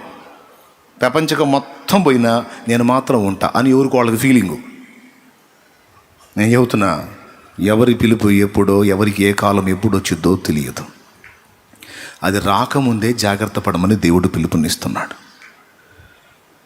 ఇక్కడేదో దేవుడికి అయి చేశా, ఈ చేశా, అయ్యి ఇచ్చా, ఈ ఇచ్చా, జుట్టిచ్చా, ఏంది పైనుంచి కాళ్ళ వరకు అన్ని బంగారం నిలువు దోపిడీ ఇచ్చా, ఈ ఇచ్చా, ఈ ఇచ్చా, బోల్డ్ అని చేశా. రేపు అక్కడికి పోయి దేవుడు లెక్క అడిగినప్పుడు ఈ చెప్పు. అప్పుడు దేవుడు ఏమంటాడు తెలుసా? తప్పు చేయటం మొదటి నేరం అయితే దాన్ని వదిలించుకోవడానికి నాకే లంచం పెట్టాలనుకోవడం రెండో నేరం. నీ పాపంలో ఇదొక పాపం అంటే నన్ను నువ్వు ఒక లంచగొండిగా చిత్రీకరించుకున్నావు. ఇది ఇంకా డేంజర్. కాబట్టి పోదు, అట్లా పాపం పోదు. చేశానండి నేను, పిచ్చిగా చేశా, పిచ్చిగా తిరిగా, పిచ్చిగా చేశా. పూజలు, పునస్కారాలు, రకరకాల అర్పణలు, తర్పణలు, రకరకాల పూజా కార్యక్రమాలు, మంత్రోచ్చరణలు నానా రకాలుగా చేశా. కానీ నేను నమ్మిన సాహిత్యంలోనే వేదంలో చెప్పాడు, అదిగో నా అవతారం ఆడబడింది చూడండి ఫోటో. నేను చెప్పేది కహానీ కాదు, మీసాలు కూడా రాలా. దేవునికి స్తోత్రం కలుగును గాక. హల్లెలూయా. ఆడపిల్ల ఫేస్ లాగా ఉంది కదా, తీసారా బాబు? దేవునికి మహిమ. హల్లెలూయా.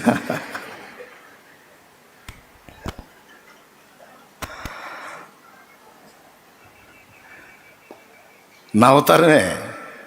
నేను చెయ్యని కాదు, అతిగా స్త్రీ దేవతా భక్తి ఎక్కువ చేశా.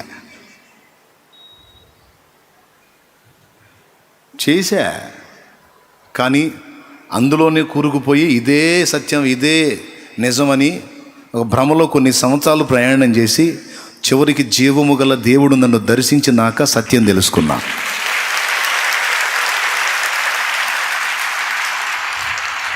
మరి అలాంటోడు ఇలాగున్నాడంటే అర్థం కాలే. నేనేమన్నా పుడతా క్రైస్తవులకు, ఇద్దరు క్రైస్తవ భార్యాభర్తలకు పుట్టిన క్రైస్తవుడినా, జన్మతా క్రైస్తవుడినా? 22 సంవత్సరాల వయసు వచ్చిందా, 21 సంవత్సరం వయసు వచ్చిందాకా నేను విగ్రహారాధికుడిగానే ఉన్న హైందవ క్రమంలో. అయితే ఇప్పుడు మాత్రం హైందవ సాహిత్యంలోనే వేదములో చెప్పిన పాయింట్ పట్టుకున్నా. అది నేను చెప్తుంది. వేదం చెప్పాడు. వేదంలో ఏం చెప్పాడంటే,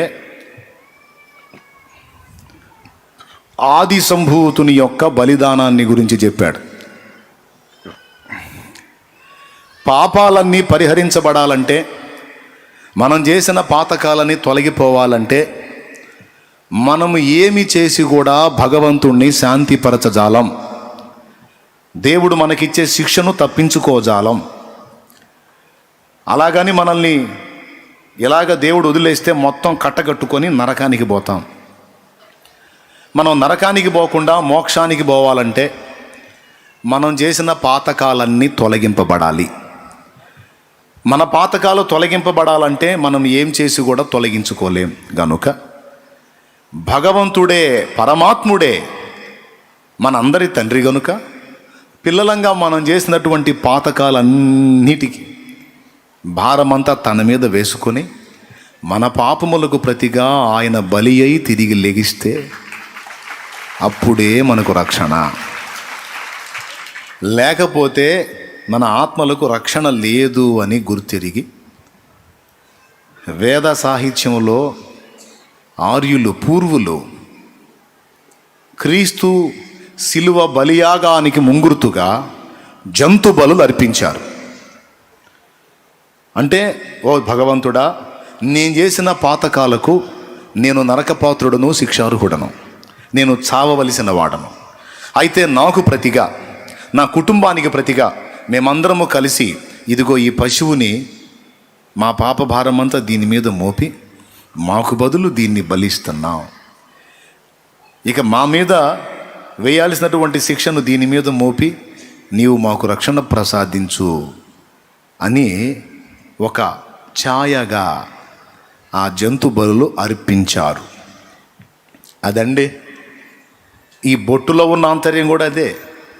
రక్తము చిందించకుండా రక్షణ కలగదు, రక్తము చిందించకుండా భద్రత లేదు అని ఎరిగి పరమాత్మని యొక్క రక్తమే మనందరి పాపములకు నిష్కృతి. పరమాత్ముడే వచ్చి ఎందుకు రక్తం చిందించాలి? మనందరికి బదులు ఒక మనిషిని వేసేస్తే పోద్దిగా అంటారేమో. పోనీ గొర్రెలను ఇస్తున్నాంగా, వేసేస్తే పోతుంది, గొర్రెలను వేసేస్తే పోద్దిగా అంటే మనిషికి గొర్రె సరిపోయిద్దా? మనోడు తప్పు చేశాడు, అరెస్టు చేశారు, జైల్లో వేశారు. సార్ ఒక గొర్రెను వదులుతా సార్ లోపల, మా వాడిని వదిలేయండి సార్ అంటే తొందరగా తీసురా అంటారు అధికారులే. గొర్రెకు గొర్రె, బర్రెకు బర్రె, మనిషికి మనిషే. అవునా? అంతేగాని మనిషికి బదులు గొర్రె కాదు, మనిషికి మనిషే. కాబట్టి అందరూ మనుషులందరి పాపాల కొరకు ఒక మనిషిని బలి చేస్తే పోయిద్దిగా అంటే అక్కడ ఒక మాట ఉంది. పాపము చేసిన మనిషి కోసం మరో పాపాత్ముడు బలి అయితే చెల్లదు.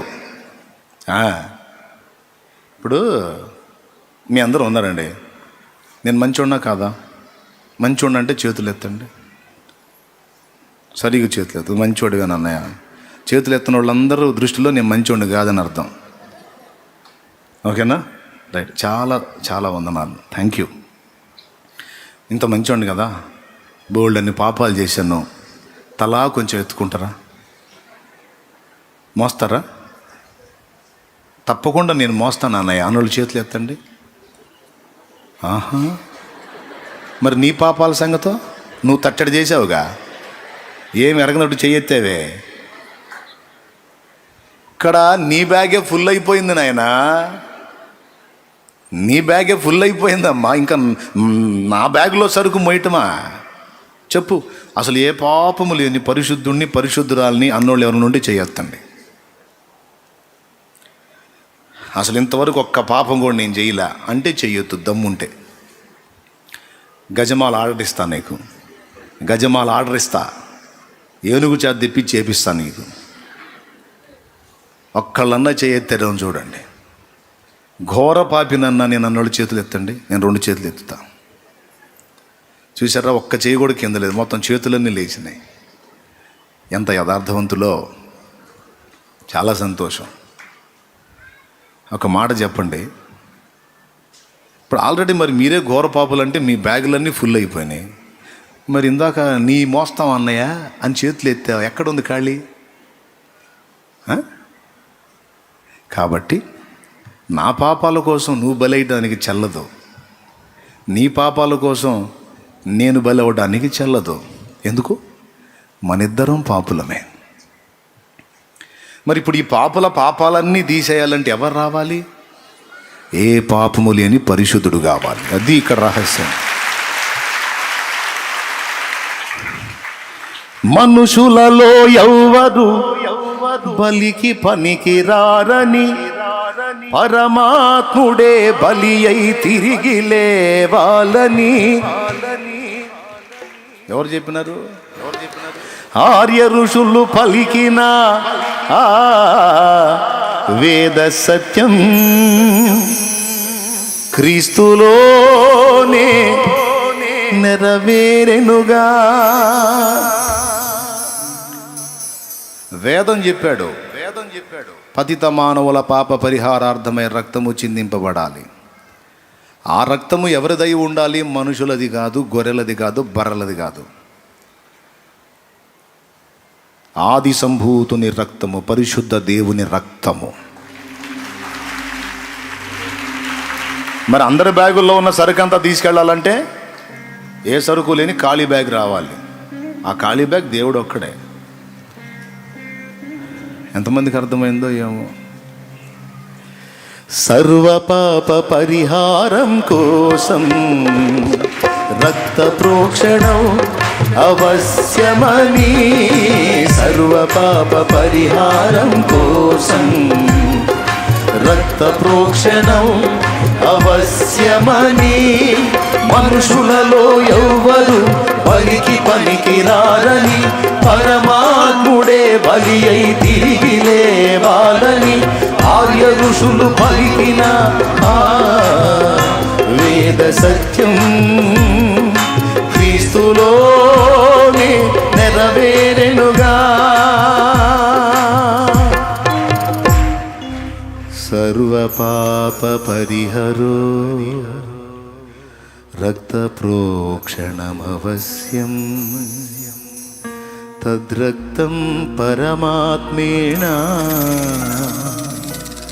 పుణ్యదాన బలియాగం. ఆర్య ఋషులు పలికిన వేద సత్యం క్రీస్తులోనే నెరవేరెనుగా. యేసే బలి అయిన పరమాత్మ, శిరం మీద ముళ్ళ సాక్షిగా, కార్చిన కన్నీళ్ళ సాక్షిగా, శిరం మీద ముళ్ళ సాక్షిగా, కార్చిన కన్నీళ్ళ సాక్షిగా, పొందిన గాయాల సాక్షిగా, చిందిన రుధిరంబు సాక్షిగా, పొందిన గాయాల సాక్షిగా, చిందిన రుధిరంబు సాక్షిగా, యేసు నిన్ను పిలచుచున్నాడు, నీ కొరకే నిలిచియున్నాడు. యేసు నిన్ను పిలచుచున్నాడు, నీ కొరకే నిలిచియున్నాడు. యేసు నిన్ను పిలచుచున్నాడు, నీ కొరకే నిలిచియున్నాడు.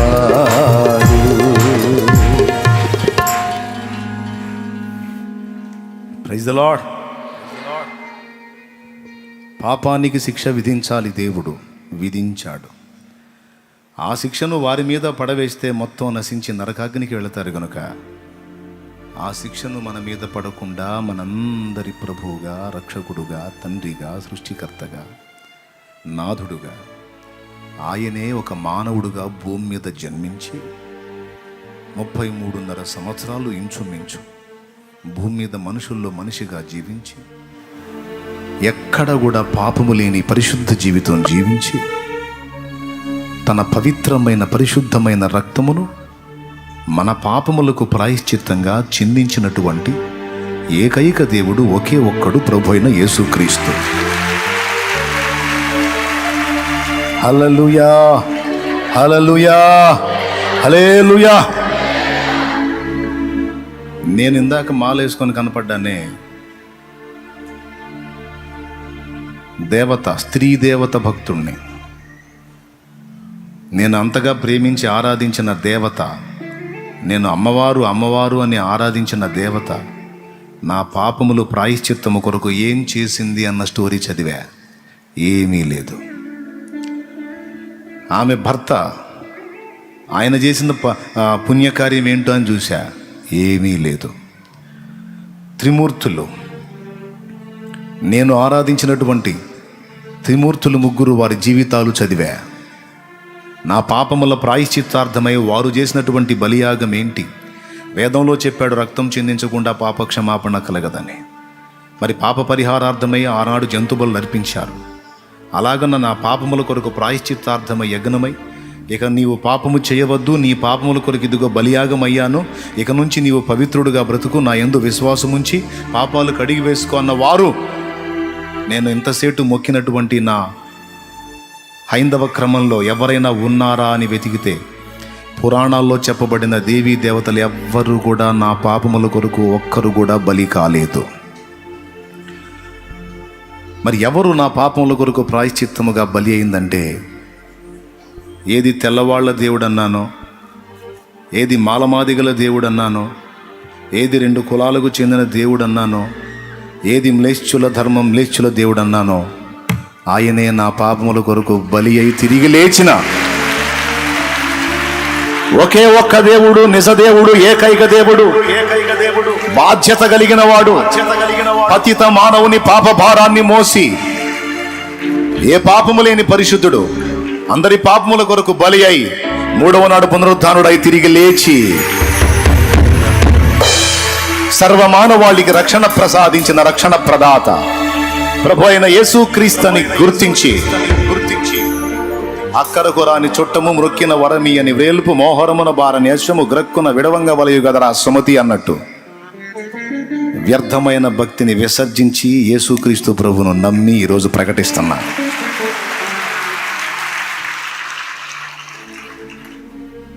ఇప్పుడు చెప్పండి, బుద్ధిహీనుల రాజదండం నాకు పనికొచ్చిద్దా? ఇంత చెప్పినా అర్థం చేసుకోకుండా పాపాలన్నీ నెత్తినే పెట్టుకొని అందులోనే జీవించే వాళ్ళకి పనికొచ్చిద్దా? కాబట్టి నేను నవ్విన అర్థం ఉంది, మీరు నవ్వితే ఎట్లా? దేవునికి మహిమ. ఎవరు నవ్వాలి? ఎవరు బుద్ధిహీనులుగా కాలేదో, ఎవరు దీపం ఉండగానే ఇల్లు చక్కబెట్టుకున్నారో వారు సంతోషించాలి ప్రభువునందు. ఈరోజు ఇంతమంది ఇక్కడ కూర్చొని ఉన్నారు. యేసయ్య అంటున్నాడు కాలము సమీపమైందని. బోల్డ్ అంత పెద్ద మెసేజ్ ఎత్తుకున్నానులే, అది అలా అయ్యేది కాదు. అందుకని ముగిస్తున్నా, పెందలాడి మిమ్మల్ని వదిలేద్దామని. దేవుడు నిన్ను విశ్వాసంలోకి రమ్మని పిలుస్తున్నాడు. ఒక సవాలు విసురుతున్నాడు దేవుడు. మొక్కుతున్నావు కదా, పిచ్చిగా ఆరాధిస్తున్నావు కదా, మొక్కు, ఆరాధించు, దాంతోపాటు వాళ్ళ చరిత్రలు చదవమని చెప్తున్నాడు. నేను చేసినట్టు నీ పాప భారం మోసినవాడు, ఒక దేవుడు అనబడిన వాడు కానీ దేవత అనబడినది కానీ ఎవరైనా ఉంటే పోయి మొక్కుకోపో, నీకు నేను అక్కర్లేదని ఆయనే చెప్తున్నాడు. నీ పాపాన్ని మోసిన వారు, నీ కొరకు బలి అయి తిరిగి లేచిన వారు, నీకు నిత్య జీవం ఇవ్వగలిగిన వారు ఒక్కళ్ళుంటే పోయి మొక్కుకోపో. కాగడ వేసి వెతికినా దొరకరు. ఇంకొక విచిత్రమైన విషయం నాకు అర్థమైంది. ఎవరైనా నన్ను అడిగితే నా దగ్గర మొత్తం ఎవిడెన్స్ ఉన్నాయి, చక్కగా కూర్చోబెట్టి మంచిగా బిర్యానీ తినిపించి మరీ చూపిస్తా. నేను మొక్కిన వారందరి జీవితాల్లో అరిషడ్ వర్గాలు పనిచేశాయి. కామ, క్రోధ, లోభ, మోహ, మదమాశ్చర్యములనే అరిషడ్ వర్గాలు వారిలో కూడా పనిచేశాయి. హెడ్ ఆఫ్ ద డిపార్ట్మెంట్ అనుకున్న ముగ్గురిని ఆ ముగ్గురు కూడా ఒప్పుకున్నారు, మేము పాపము చేసిన వారమని. నేను మొక్కినోళ్ళు అరిషడ్ వర్గాలకు బానిసలు అయిపోయారు. మొక్కే నేను అరిషడ్ వర్గాలకు బానిసనయ్యాను. సన్యాసి రాసుకుంటే బూడిదరాలును. ఒక పాపి మరో పాపిని ఆశ్రయిస్తే పాపమే కలుగును, పుణ్యం ఎక్కడి నుంచి వచ్చును? కాబట్టి నాకు అర్థమైంది ఏంటంటే, యేసు ప్రభు నాకే కాదు, నేను మొక్కిన వాళ్ళు కూడా అవసరమని అర్థమైంది. దేవునికి స్తోత్రం కలుగునుగాక. అందుకే శుక్ల యజుర్వేద సంహితలో దేవతల సంఖ్య మాట్లాడాడు. ఈ మ్యాటర్ మొత్తం మీకు పూర్తిగా దేవతలు మొక్కిన దేవుడు ఎవరు అనేటువంటి అంశములో మాట్లాడి ఎవిడెన్స్ చూపించాను. ఎక్కడెక్కడ ఏమేమి రిఫరెన్స్ ఉందో అదంతా మీరు చూడొచ్చు. తర్వాత యూట్యూబ్లో అప్లోడ్ చేయబడి ఉంది. తెలియని వాళ్ళకి పరిచయం చేయొచ్చు. ఎవరి మతాన్ని దూషించలేదు, ఎవరిని కించపరచలేదు, సత్యం ప్రకటించా. శుక్ల యజుర్వేద సంహితలో దేవతల సంఖ్య చెప్పాడు. 33,33,33,333 మంది దేవతలు. అయినను వీరందరూ అగ్నినే అర్చిస్తున్నారు. అగ్నినే ఆరాధిస్తున్నారు, అగ్నినే పూజిస్తున్నారు, అగ్నినే సాష్టాంగపడుతున్నారు అన్నారు. అర్చించుట అంటే పూజించుట, ఆరాధించుట, సేవించుట, సాష్టాంగపడ మొత్తం వస్తుంది. అగ్నిని అర్చించటం ఏమిటి? ఈ అగ్ని అంటే పొయ్యిలో అగ్నే, గ్యాస్ స్టవ్లో అగ్నే, లేకపోతే ఎవరు ఈ అగ్ని అంటే? అగ్ని అంటే మనం పొయ్యిలో చూసే అగ్ని కాదు. అగ్ని అంత పరిశుద్ధుడైన ఒక వ్యక్తి ఉన్నాడు, ఆయన పేరు అగ్ని అట. ఆ అగ్ని ఒకడున్నాడు, వీళ్ళందరూ కలిసి ఆ అగ్నికి మొక్కుతున్నారట. ఎందుకు ఆ అగ్నికి మొక్కుతున్నారు? నేను చెప్పేది విన్నే. ఎందుకు ఆ అగ్నికి మొక్కుతున్నారు? ఏమిటి అగ్ని స్పెషల్ అంటే, అదే శుక్ల యజుర్వేద సంహితలో ఆ అగ్ని గొప్పతనం చెప్పాడు. ఆ అగ్ని అట ఎల్లరి పాపముల కొరకు పశువుగా చేయబడ్డాడట. ఆ అగ్ని పశువై ఉండెను. దేవతలు అగ్ని పశువు చేత యజ్ఞము చేసిరి. ఆ అగ్ని ఆహుతి అయ్యాడట. అగ్ని పశువు అయ్యాడట, ఆహుతి అయ్యాడట, మళ్ళా మరణాన్ని జయించి తిరిగి లేచి అధిపతి అయ్యాడట.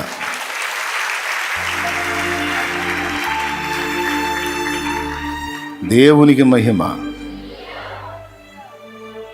అగ్ని పశువు అవ్వటం ఏమిటి, బలి అవ్వటం ఏమిటి, తిరిగి లేవటం ఏమిటి, అధిపతి అవ్వటం ఏమిటి, దేవతలంతా వెళ్ళి ఆయనకు మొక్కటం ఏమిటి? ఎందుకంటే దేవతలు అనబడిన దేవదూతలు, మానవులమైన మనము అందరము పాపులం గనుక అందరి పాపముల కొరకు ప్రాయశ్చిత్తార్థ యజ్ఞము యేసే చేశాడు గనుక అందరూ కలిసి అగ్ని అనబడిన యేసుకే, సూర్యుడు అనబడిన యేసుకే మొక్కుతున్నారు, మొక్కుతారు. ఈ లోక దేవతలన్నీ ఆయన ముందరా, ఈ లోక దేవతలన్నీ ఆయన ముందరా, ఈ లోక దేవతలన్నీ ఆయన ముందరా సాగిలపడి నమస్కరించి గడగడలాడును, సాగిలపడి నమస్కరించి గడగడలాడును. వంగని మోకాళ్ళన్నీ, వంగని మోకాళ్ళన్నీ యేసయ్య ఎదుట వంగిపోవును, మన యేసయ్య ఎదుట వంగిపోవును. యేసు రాజుగా వచ్చుచున్నాడు, భూలోకమంతా తెలుసుకున్నాడు, యేసు వచ్చుచున్నాడు, భూలోకమంతా తెలుసుకున్నాడు. రవి కోటి తేజుడు రమ్యమైన దేవుడు, రవి కోటి తేజుడు రమ్యమైన దేవుడు రారాజుగా వచ్చుచున్నాడు. యేసు రారాజుగా వచ్చుచున్నాడు, యేసు రాజుగా వచ్చుచున్నాడు. భూలోకమంతా తెలుసుకుంటారు, యేసు రాజుగా వచ్చుచున్నాడు. భూలోకమంతా తెలుసుకుంటారు. ఆగో. కొంతమందికి నొప్పి పుట్టిద్ది, అందరూ కలిసి ఆయనకు మొక్కుతారంట. పెద్ద పోటుగాడు. అరే పోటుగాడేరా భయ్, పోటుగాడే. మరి అంత మాత్రం పోటుగాడిని ఇంకొకరిని చూపించు, నేనే వచ్చి మొక్కుతా. ఒక్కడు కూడా లేడు. మరి పోటుగాడైనా నీటుగాడైనా ఏ పాపం లేని పరిశుద్ధుడైనా నా యేసే.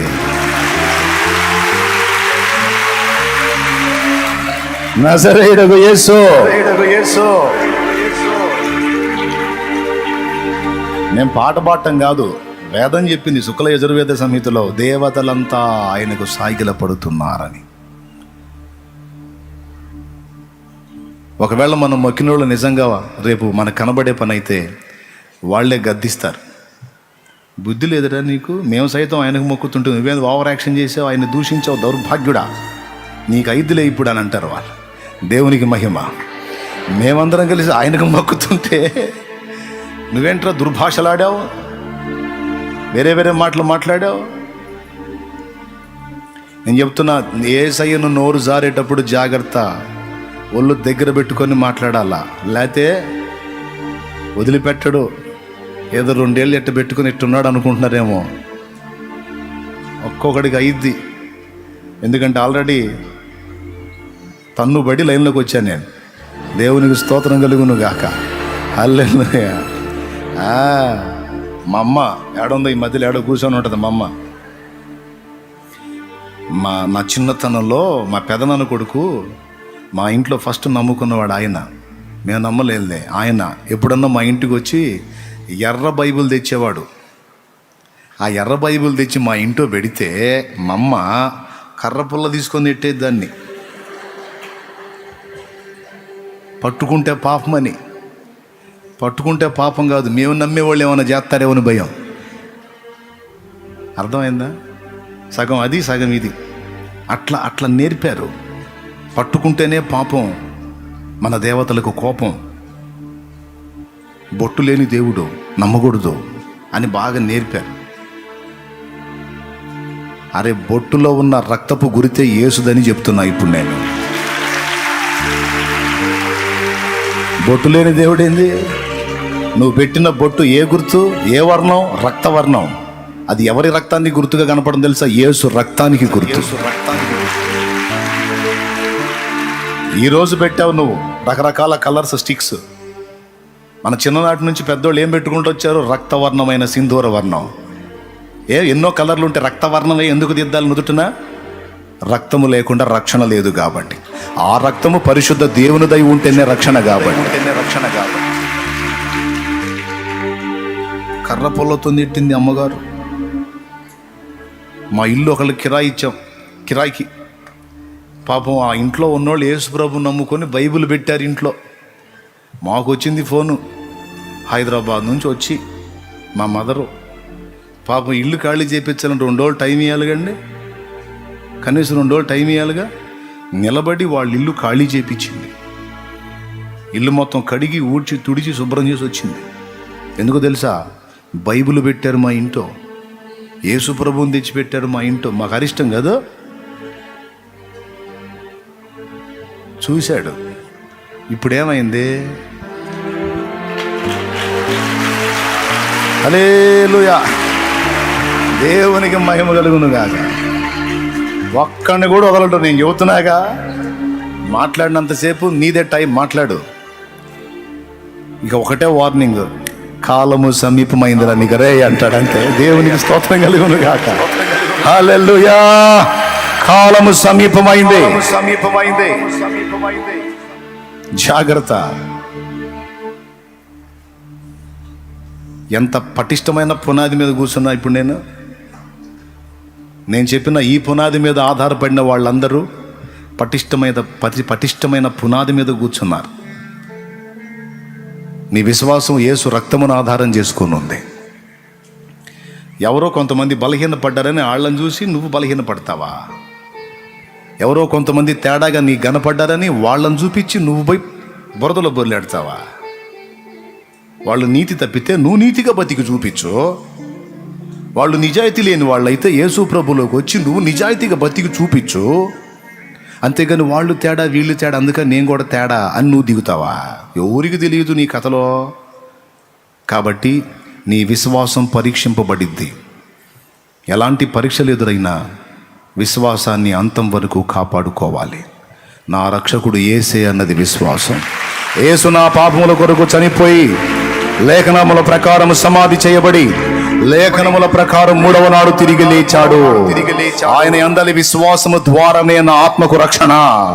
ఆయన లేకపోతే నాకు లేదు పరలోకము అని నీవు అంతము వరకు వదలకుండా హత్తుకొని ఉండాలి ఈ మాటని.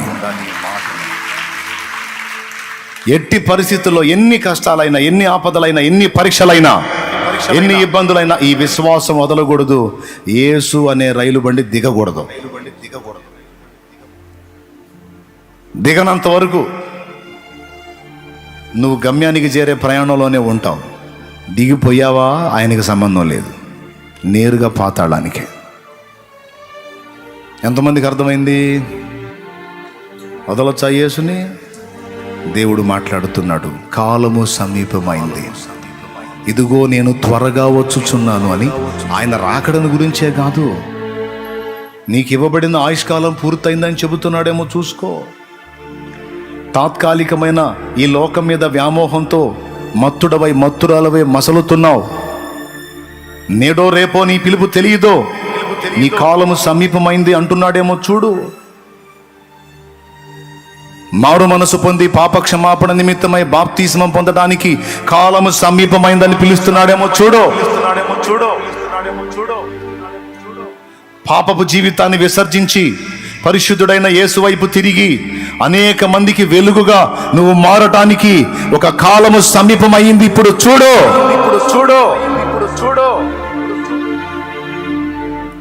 దైవ సేవ చేసి అనేకులకు క్రీస్తు నీతిని ప్రకటించడానికి దేవుడు నిన్ను పిలుస్తున్న కాలము సమీపమైందేమో చూడు. నీవు ఆశీర్వాద కారణంగా మారిపోవడానికి, నీవు ఆశీర్వదించబడటానికి, అనేకుల ఆశీర్వాదానికి నీవు కారణం కావటానికి అద్భుతమైన ఘడియలు ఆసన్నమైనవి చూడు. దేవుడు పిలుస్తున్నాడు. కాలము సమీపమైంది. విశ్వాసాన్ని గట్టిగా చేపట్టండి. ఆల్రెడీ విశ్వాసులైన వాళ్ళు విశ్వాసములో స్థిరపడండి. అవిశ్వాసులై ఇంకా క్రీస్తు రక్తంలో కడగబడని వాళ్ళు ఈరోజే ఒక మంచి తీర్మానంలోనికి వచ్చి మారు మనసు పొంది పాత జీవితాన్ని, పాపాలని, ఆ శాపాలని విసర్జించి ప్రభు పరిశుద్ధ రక్తంలో కడుక్కొని క్రొత్తగా జన్మించిన శిశువుల వల్లే నూతన జీవితాన్ని ప్రారంభించండి. లేదు నేను అన్యాయంలోనే ఉంటాను, అక్రమంలోనే ఉంటాను, అవినీతిలోనే ఉంటాను, పాపంలోనే ఉంటాను, దాని శాపంలోనే ఉంటాను అంటే వాక్యంలో ఏం చెప్తున్నాడు తెలుసా? వాడిని అలానే ఉండనేమన్నాడు. బలవంత పెట్టొద్దు, వదిలేసేవాడు నన్ను. నేను చెప్తావాడి సంగతి. నేను అపవిత్రతలోనే ఉంటాను, అపవిత్రమైన కార్యాల్లోనే ఉంటాను, అపవిత్రమైనవి చూస్తాను, చేస్తాను, అవే మాట్లాడతాను, అందులోనే పొరలాడుతాను, అందులోనే నడుచుకుంటాను అంటే వాడిని అపవిత్రుడుగానే ఉండనే వస్తున్నాను నేను అంటున్నాడు ఆయన. అసలు ఎట్లా ఉందో తెలుసా ఆ మాట మీనింగ్? బెత్తం తీసుకొని నాన్న ఇంట్లోంచి బయటకు వస్తుంటే, బయట ఇద్దరు ముగ్గురు పిల్లలు ఆడుతుంటే ఒకడు ఆ పిల్లలకి నాన్నకి మధ్యలో వచ్చి చెబుతాడు, నానా అన్నయ్య చూసావు ఏం చేస్తున్నాడో, చిన్న అన్నయ్య చూసావు ఏం చేస్తున్నాడో, మూడో అన్నయ్య చూసావు ఏం చేస్తున్నాడో అని నాలుగోటి చెప్తాడు. అప్పుడు నానేమంటాడు తెలుసు లోపలుండి, చేయనిరా చేయని, నేను వస్తున్నా, ఒక్కొక్కడు పని చెబుతా, చేయనిరా. ఇటు గుట్టుకొచ్చి చూతాడు, ఇటు చేస్తున్నారు నాన్న అని. వాళ్ళు అట్నే ఉన్నాయిరా, నేను కర్ర తీసుకున్న దాకా అట్నే ఉన్నాయి. ఏం చేస్తున్నాడు పెద్దోడు, ఏం చేస్తున్నాడు, ఫలానా చేస్తున్నాడు, ఉన్నాయి వాడిని అక్కడే ఉన్నాయి. మళ్ళీ నువ్వు చెప్పావు అనుకో, వాళ్ళకి వినపడింది అనుకో, వాళ్ళు మేలుకుంటారు. తన్ను పడాలా, నువ్వు సైలెంట్గా ఉండరా అన్నట్టుంది చూడు అచ్చం. ఇదిగో నేను త్వరగా వచ్చుచున్నాను. అన్యాయం చేస్తున్నాడా? అన్యాయంలోనే బతకడానికి ఇష్టపడుతున్నాడా? వదిలే. చెప్పావుగా, హెచ్చరించావుగా, వాడు వినలేదుగా, వదిలే. అపవిత్రతను కోరుకుంటున్నాడా? అపవిత్రుడుగా ఉంటున్నాడా? ఉన్నాయి, కదిలించవాగు. నీతిమంతుడిగా ఎవరైనా ఉన్నాడా? వాడి నీతిలోనే ఉన్నాయి. నేను వచ్చినప్పుడు ఎవడెవడు ఎందులో కనబడతాడో అందులోనే వాడికి జీతం ఇస్తా. Praise the lord. అపవిత్రమైన వానికి, అపవిత్రమైనటువంటి వానికి ఎలాంటి జీతం ఇవ్వాలో రెడీ చేశా. అన్యాయస్తులైన వానికి ఎలాంటి జీతం ఇవ్వాలో సిద్ధపరిచా. నీతిమంతునికి ఏ జీతం ఇవ్వాలో సిద్ధపరిచా.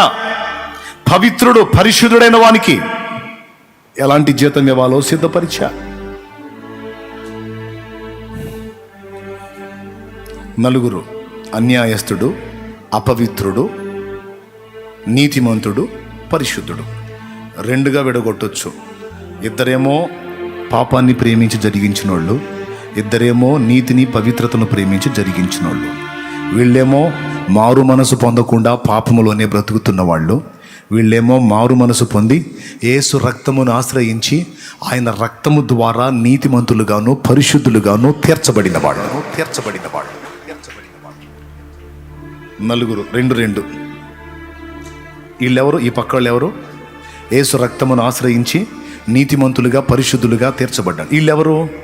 ఎంత చెప్పినా వినకుండా, ఉచితంగా ఇచ్చిన అవకాశాన్ని కూడా పొందకుండా, మూర్ఖించి బరి తెగించి తెలిసి తిరస్కరించి పాపములో, అవినీతిలో, అక్రమంలో, అన్యాయములో మునిగి తేలిన వారు, దేవుడు అవకాశం ఇచ్చినా దిద్దుకోనివారు. వీళ్ళకుంది జీతం. ఏంటది? చూడు, ప్రకటన గ్రంథము 21:8. త్వరగా చూడు, అయిపోయింది ఇక. పిరికి వారును, ఆ. అవిశ్వాసులను, అసహ్యులను, నరహంతకులను, లను అనుందా, లు అనుందా? కొమ్ము పోతే అర్థం మారిద్ది. మళ్ళీ చదువు. పిరికి వారును, అవిశ్వాసులను, అది అవిశ్వాసులను, అసహ్యులను, నరహంతకులను, వ్యభిచారులను, మాంత్రికులను, విగ్రహ ఆరాధికులను, అబద్ధికులందరూ అగ్ని గంధకములతో మండు గుండములో పాలు పొందుదురు. పరలోకమునకు వస్తారు అన్నాడా?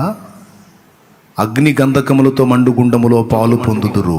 ఇది రెండవ మరణము. అద్దుగో, ఇది డేంజర్. ఆ రెండవ మరణంలోకి, ఆ అగ్నిగుండంలోకి వెళ్లకుండా నిన్ను కాపాడటానికే కదా పరలోకాన్ని వదిలిపెట్టి భూలోకానికి వచ్చి అరికాలు మొదలు నడినెత్తి వరకు తూట్లు పొంది రక్తమంతా నేలను ధారపోసి విశ్వాసం ఉంచి మారు మనసు పొంది బాప్తిస్మం పొంది పాపాలను కడిగేసుకోయా, అవన్నీ నా మీద మోపయ్యా అని ఇంత తేటగా చెప్పినా వినకపోతే వాడిని ఏం చేయాలండి? కాల్లో ముళ్ళు గుచ్చుకుంటే ముళ్ళు తీస్తే ఒక చుక్క రక్తం వస్తుంది. చేతికి సూది పెట్టి గుచ్చితే ఒక చుక్క రక్తం వస్తుంది. డైరెక్ట్గా ఒక చుక్క రక్తం బయటికి తీయాలంటే కొంత నొప్పిని భరించాలి. బాడీలో ఉన్న బ్లడ్ అంతా బయటికి తీయాలంటే డైరెక్ట్గా, ఇది నరాలకు సూదేసి కాకుండా డైరెక్ట్గా గాయాలు చేసి బయటికి తీయాలంటే ఎంత నొప్పి భరించాలో ఒక్కసారి ఊహించండి. తల ముళ్ళ చేత గుచ్చబడింది. మనం చేసిన పంచమహాపాతకాలకి కొంతమంది అంటారే, రే వాడికి పంచమహాపాతకాలు చుట్టుకున్నట్టున్నారా, ఆ అమ్మాయికి పంచమహాపాతకాలు చుట్టుకున్నట్టున్నాయి. పంచమహాపాతకాలు. ఆ పంచమహాపాతకాలని మనలో నుంచి తొలగించడానికి, మన మీద నుంచి తీసివేయడానికి చేతుల్లో 2, కాళ్ళల్లో 2, ప్రక్క డొక్కలో 1 పంచ గాయాలు పొందాడు ఆయన. మన తలలో మనం చేసిన తప్పుడు ఆలోచనలకు ప్రతిగా ఆయన తల ముళ్ళ చేత గుచ్చబడింది. మన సర్వ శరీరంతో మనం చేసిన హేయమైన కృత్యాలన్నిటికీ ఆయన దేహము నాగలిసాళ్ల వలి దున్నబడింది. మన హృదయంలో మనం కలిగిన దురాలోచనలన్నిటికీ ప్రతిగా ప్రక్కలో గుచ్చిన బల్లెపు పోటు వెళ్ళి హృదయం గుండెలో గుచ్చుకొని రక్తము నీరు కలిసి పారింది. ఇదంతా ఎవరి పాపాలకు? యేసయ్య ఏమన్నా పాపం చేశాడా? ఎవరికైనా అన్యాయం చేశాడా? ఎవరినైనా మోసగించాడా? ఎక్కడన్నా అపవిత్రమైన కార్యాలు చేశాడా? ఎవరికైనా దుర్మార్గం చేశాడా? ఆయన ఏ పాపం చేయలేదే. తాకితే స్వస్థత వచ్చిందే. మరి అంత పవిత్రుడైన వాడు ఇంత ఎందుకు పొందాడు? ఎవరి కోసం పొందాడు? ఏమండి, ఎవరైనా ఒక మనుషుడు వచ్చి ఈ చేతిని రాయి మీద పెట్టుకొని ఇంకో రాయి తీసుకొని నల్లగొట్టుకుంటాడు అనుకో, అతన్ని నువ్వేమంటావు? పెద్దగా చెప్పండి, అయిపోతుంది టైము, చెప్పండి తొందరగా. మంచోడా? ఒక చేతిని నల్లగొట్టుకునేవాడు తనంతటా తానే వచ్చి చేయి నల్లగొట్టుకుంటుంటే పిచ్చోడంటే, మరి యేసయ్య సర్వ శరీరాన్ని తూట్లు చేసుకున్నాడు, పిచ్చోడయ్యా? లేకపోతే మనం పిచ్చోళ్ళ, మనం అమాయకులం, తెలిసి తెలియక నరకానికి పోయేటట్టున్నామని జాలిపడి ఇంత తెలిసి కూడా ఇంకా పాపాన్నే ప్రేమించి జరిగిస్తే రాబోతున్న నరకాగ్ని నుంచి నిన్ను కాపాడే దిక్కెక్కడుంది? కాబట్టి కాలము సమీపమైందని దేవుడు మాట్లాడుతున్నాడు. నీకు ఇచ్చిన టైం అయిపోతుందని దేవుడు హెచ్చరిస్తున్నాడు. ఎవరెవరిని ఎందుకు పిలుస్తున్నాడో, రక్షణ లేని వారిని రక్షణలోనికి రమ్మని పిలుస్తున్నాడు. మారు మనసు పొందని వారిని మారు మనసు పొందమని పిలుస్తున్నాడు. మారు మనసు పొందిన వారిని పాపక్షమాపణ నిమిత్తమైన బాప్తిస్మం పొంది పాపాలు కడిగి వేసుకుందు కానీ రా అని పిలుస్తున్నాడు. ఏం సాధించావు? పాపంలో పొర్లాడి ఏం సాధించావు? వేదనేగా, దుఃఖమేగా, దరిద్రతేగా, అవమానమేగా, కన్నీరేగా. బాగుపడ్డావా? సుఖంగా ఉన్నావా? తృప్తిగా ఉన్నావా? నెమ్మదిగా ఉన్నావా? నువ్వేమాత్రం సుఖంగా ఉన్నావో నాకు తెలుసు. నువ్వేమాత్రం ఆనందంగా బతుకుతున్నావో నాకు తెలుసు. ఎట్లా వస్తుంది? నీ దోషము, పితరుల దోషము నీ మీద కుప్పగా పడి ఏలుబడి చేస్తుంది. అదంతా తొలగిపోతే కదా నీకు నెమ్మది. నీ మీదున్న పాపభారం తొలగించుకోకుండా నువ్వు ఇంట్లో ఎంత వాస్తు సిద్ధాంతులు తెచ్చి బాగు చేయించినా నీ బ్రతుకు మారదు. నీ మీదున్న పాపభారము యేసు రక్తములో కడిగి వేసుకొని పరిశుద్ధ పరచబడకపోతే, ఎంతమంది మాంత్రికులు తెచ్చి ఎన్ని యంత్రాలు కట్టినా, తాంత్రిక విద్యలు ఎన్ని చేసినా, ఏ మూలలో గుంటలు తవ్వి ఏ పూడ్చిపెట్టినా నీ బతుకు మారదు. యేసు రక్తములో నీ ప్రతి పాపాన్ని కడుక్కొని పరిశుద్ధ పరచబడకపోతే నువ్వు ఎన్ని తాయెత్తులు కట్టుకున్నా, తంత్రాలు కట్టుకున్నా, యంత్రాలు కట్టుకున్నా, మంత్రాలు పెట్టుకున్నా నీ జీవితం మారదు. ఏం మారింది? నానా బాధలు పడి, డబ్బులు ఖర్చు పెట్టి, లక్షలు పెట్టి, వేలు పెట్టి, రకరకాలు తెచ్చి తగిలిచ్చావుగా ఇంట్లో. సిద్ధాంతులను తీసుకొచ్చి ఆ మూలలు పగలగొట్టి, ఈ మూలలు పగలగొట్టి, ఇల్లంతా పగలగొట్టుకొని గందరగోళం చేసుకున్నావుగా. మారిందా? చెప్పు, మారిందా? ఎక్కడా? ఎందుకో తెలుసా? సమస్య ఒకటైతే నువ్వు ఇంకొక దానిలో వెతుకుతున్నావు పరిష్కారాన్ని. నీ సమస్య ఏంటో దేవునికి తెలుసు, దాని పరిష్కారం ఏంటో కూడా దేవునికి తెలుసు. చెప్పనా? వాస్తులు కాదు, చేతబళ్ళు, చిల్లంగులు, బాణామతులు, మంత్రప్రయోగాలు, తంత్రప్రయోగాలు ఏవైనా దేని ఆధారం చేసుకొని వెళ్తాయి తెలుసా? నీ మీద పాపాన్ని ఆధారం చేసుకొని. ఆ పాపం ఎప్పుడైతే కడిగేసుకొని పరిశుద్ధపరచబడతావో దాని ఫలితం వచ్చినటువంటివి అన్నీ కూడా తొలగిపోతాయి. అసలు రహస్యం ఇది. దేవుడు ఎంత స్పష్టంగా మాట్లాడుతున్నా, ఎంత క్లియర్గా దర్శిస్తున్నా, మూర్ఖ స్థితిలో నువ్వు ఉన్నావు. ఎంతకాలం? ఈరోజు దేవుడు నీకు అవకాశం ఇచ్చాడు. కాలం సమీపమైంది, నా రాకడ రాబోతుంది. ఎవని పేరైనను జీవగ్రంథమందు వ్రాయబడినట్టు కడబడని ఎడల. ప్రకటన గ్రంథము 20వ అధ్యాయం 15వ వచనం. తొందరగా చదివేసి ముగించుకుందాం. ప్రకటన గ్రంథము 20 అధ్యాయము 15వ వచనం. ఎవని పేరైనను జీవగ్రంథమందు వ్రాయబడినట్టు కనబడని ఎడల. ఎవని పేరైనను జీవగ్రంథమందు వ్రాయబడినట్టు కనబడని ఎడల వాడు అగ్నికుండములో పడవేయబడే. అంటే జీవగ్రంథంలో కనబడితే నిత్య జీవంలోకి చేర్చబడతాడు. ఎప్పుడు చేర్చబడిద్ది నీ పేరు జీవగ్రంథంలో? మారు మనసు పొంది పాపక్షమాపణ నిమిత్తమై బాప్తిస్మం పొంది పరిశుద్ధ పరచబడినప్పుడు నీ పేరు జీవగ్రంథంలో ఎక్కుతుంది. నిత్య జీవానికి ఆధారమైన యేసు శరీర రక్తములు నీకు ఇవ్వబడతాయి. తరతరాల పాప శాప బంధకాల్లోంచి విడుదల పొంది క్రొత్త జీవితం ప్రారంభమైంది నీకు. నిర్ణయం నీదే. కాలము సమీపమైంది, ఇక కొంచెమే ఉంది. దేవుడు ఎందుకు పిలుస్తున్నాడో చూడండి. రక్షణ పొందినటువంటి వారిని ఆత్మీయంగా బలమునొందినట్లు రమ్మని పిలుస్తున్నాడు. రా, నా యుద్ధకు రా, అనేక జనములకు ఆశీర్వాద కారణముగా నిన్ను చేస్తానంటున్నాడు.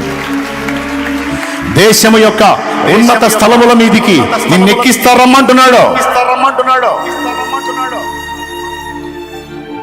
జనములను స్వాస్థ్యముగా, భూమిని దిగంతములకు సొత్తుగా నీకిస్తా రమ్మని దేవుడు పిలుస్తున్నాడు. రా, నా పాదాల చింతకు రా, నా రెక్కల నీడలోకి రా, నేను చెప్పినట్టు వినో. అవిశ్వాసివిగాక, అల్ప విశ్వాసివిగాక విశ్వాసివై ఉండు. నీలో పొడసూపుతున్న ఆ శరీర సంబంధమైన క్రియలను ఎదిరించవు. నిన్ను పరిశుద్ధపరచుకున్న ఆ పిలుపుకు తగ్గట్టు జీవించటం మొదలుపెట్టు. బోలుడంత పనుంది నీతో. నువ్వు చాలా చేయాలి నా కోసం. నువ్వు చాలా చేయాలి నా కోసం. కాలం సమీపమైంది. నేను వస్తున్నా, నువ్వు జాగ్రత్త పడు. జీతం తీసుకొని వస్తున్నా. సాతాను కల్పించే వ్యర్థమైన పనికి మాలిన వ్యామోహాల వైపు తిరగబాకు. ఎవరో ఏదో అన్నారని అభ్యంతరపడి కృంగిపోయి కుమిలిపోవాకు. నీ దృష్టి నా మీద పెట్టు. నీ అవమానాలన్నీ ఆశీర్వాదాలుగా నేను మారుస్తా. నీ తల ఎత్తువాడను నేనే. నిన్ను తలగా నియమిస్తా. ఈరోజు తోక ప్లేస్లో ఉన్నావు, తల ప్లేస్లోకి నేను తెస్తాను. నా మాట వినమని దేవుడు పిలుస్తున్నాడు. నీవు సేవ చేయు దినములు సంపూర్తి కాదు, ప్రారంభం అయినాయని దేవుడు చెప్తున్నాడు. ఎవరెవరిని దేవుడు ఎందుకు పిలుస్తున్నాడో, నువ్వు ఎక్కడ ఆగిపోయి ఉన్నావో చూసుకొని సరి చేసుకొని దేవుని వైపు మళ్ళుకో. చాలా పనుంది దేవునికి నీతో, చాలా చేయాల్సి ఉంది. అంత్యకాల సంఘాన్ని నీవు నేను మనం దేవుని కొరకు సిద్ధపరచాల్సి ఉంది. మూర్ఖుడుగా మూర్ఖురాల్లాగా ఉండవాకు. సాతాను కల్పించే మాయ ప్రలోభాలకు లొంగిపోవాకు. నీవు నా సొత్తు. నీ ప్రాణాత్మ దేహములతో నన్ను మహిమపరచు. నీ కొరకు చేతులు చాపి నిలుచున్నాను. అల్పకాల పాపభోగాలు వాంఛించుకో, మోసపోకు. జాగ్రత్త పడమని దేవుడు పిలుస్తున్నాడు. చెవులు గలవాడు ఆత్మస్వరం వినుగాక. జాగ్రత్త పడండి. మోకాళ్ళ మీదకి వస్తారా?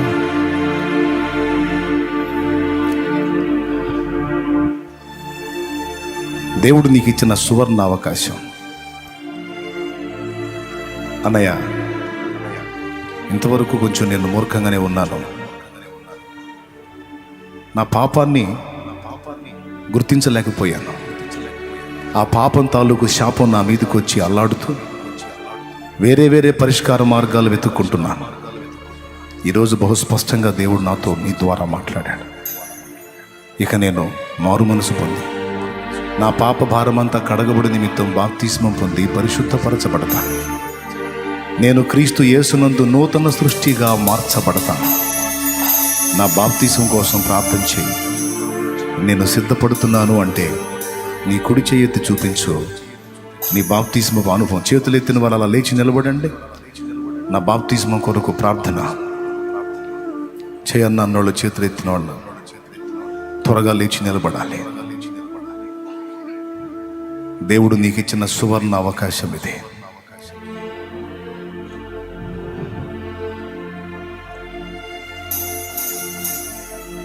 ప్రభు నీకు ఇచ్చినటువంటి మంచి తరుణాన్ని పోగొట్టుకుంటే రేపు నీది కాకపోవచ్చు. అనగా మీరు ఈరోజు ఈ పూట ఇంది స్పాట్ ఇచ్చినా నేను తీసుకుంటాను బాప్తిస్మం. ఇక నేను క్రొత్త జన్మ అనుభవంలోకి రావాలి. ఐఎమ్ రెడీ అంటే అలా ముందుకు పరిగెత్తి ఇక్కడికి వచ్చేసాయి. నేను నీకు బాప్తిస్మం ఇవ్వడానికి సిద్ధం. త్వరగా పరిగెత్తు. నీ పాపముల కొరకు బలి అయినటువంటి క్రీస్తు నిన్ను పిలుస్తున్నాడు.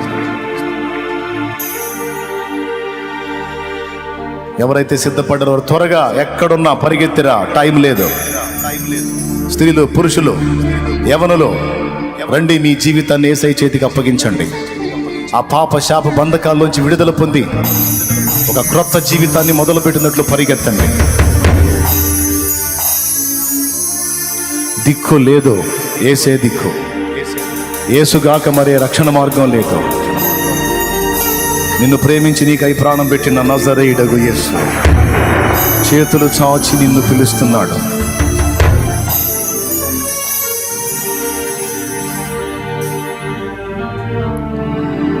నాలుక ఎండెను దాపిగొని కేకలు వేసెను దాహమని.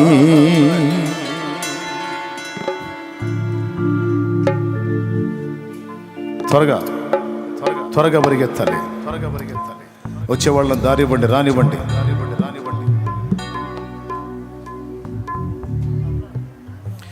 కలువరి శ్రమలన్నీ నీ కొరకే, ఘోర సిలువ మోసే కృంగుచునే.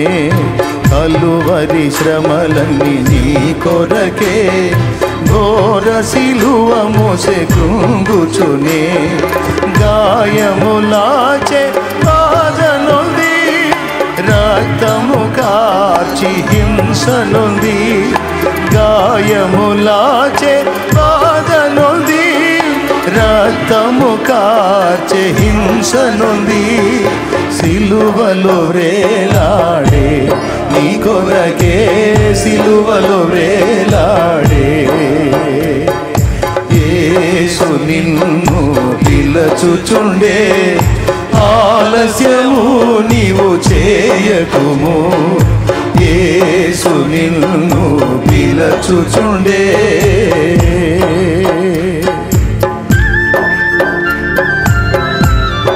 వచ్చేవారికి దారి ఇవ్వండి.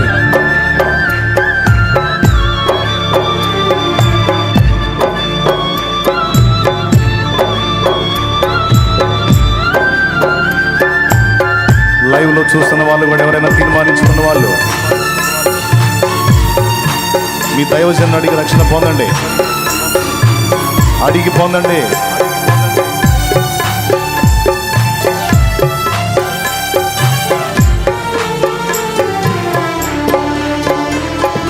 నాలుక ఎండెను దప్పిగొని, కేకలు వేసెను దావని. దప్పిగొని, నాలుక ఎండెను దప్పిగొని, కేకలు వేసెను దావని. చేదు రసమును పారము చేసెను జీవయాగమును. చేదు రసమును పానము చేసెను జీవయాగమును. సిలువలో వేలాడే, నీ కొరకే సిలువలో వేలాడే. యేసు నిన్ను పిలచుచుండే, ఆలస్యము నీవు చేయకుము. యేసు నిన్ను పిలచుచుండే.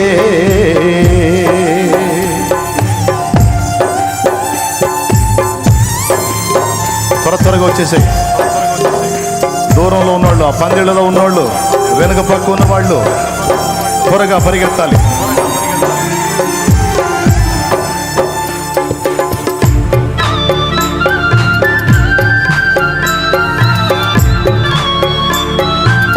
మన పాపముల నిమిత్తమే అదుగో యేసు సిలువ, మన దోషముల కొరకే ఆ దెబ్బలు. మన శరీరంతో పొర్లాడి మనం చేసిన హేయమైన కృత్యములకి ఆయన దేహము నాగలి సాళ్ళ వలె దున్నబడింది. నా యేసు, నా ప్రియుడు, ఏ పాపము లేని పరిశుద్ధుడు నలుగగొట్టబడినాడు. ఎంత ప్రేమ! అగాధ సముద్ర జలములైనా ఈ ప్రేమను ఆత్మజాలవుగా.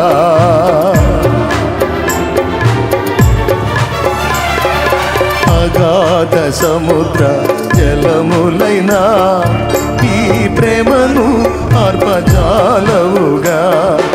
ఈ ప్రేమ నీకై పిలపించుచు, ప్రాణము ధారబోయుచునే. ఈ ప్రేమ నీకై విలపించుచు, ప్రాణము ధారబోయుచునే. సిలువలో వేలాడే, నీ కొరకే సిలువలో వేలాడే. యేసు నిన్ను పిలచుచుండే, ఆలస్యము నీవు చేయకుము. యేసు నిన్ను పిలచుచుండే.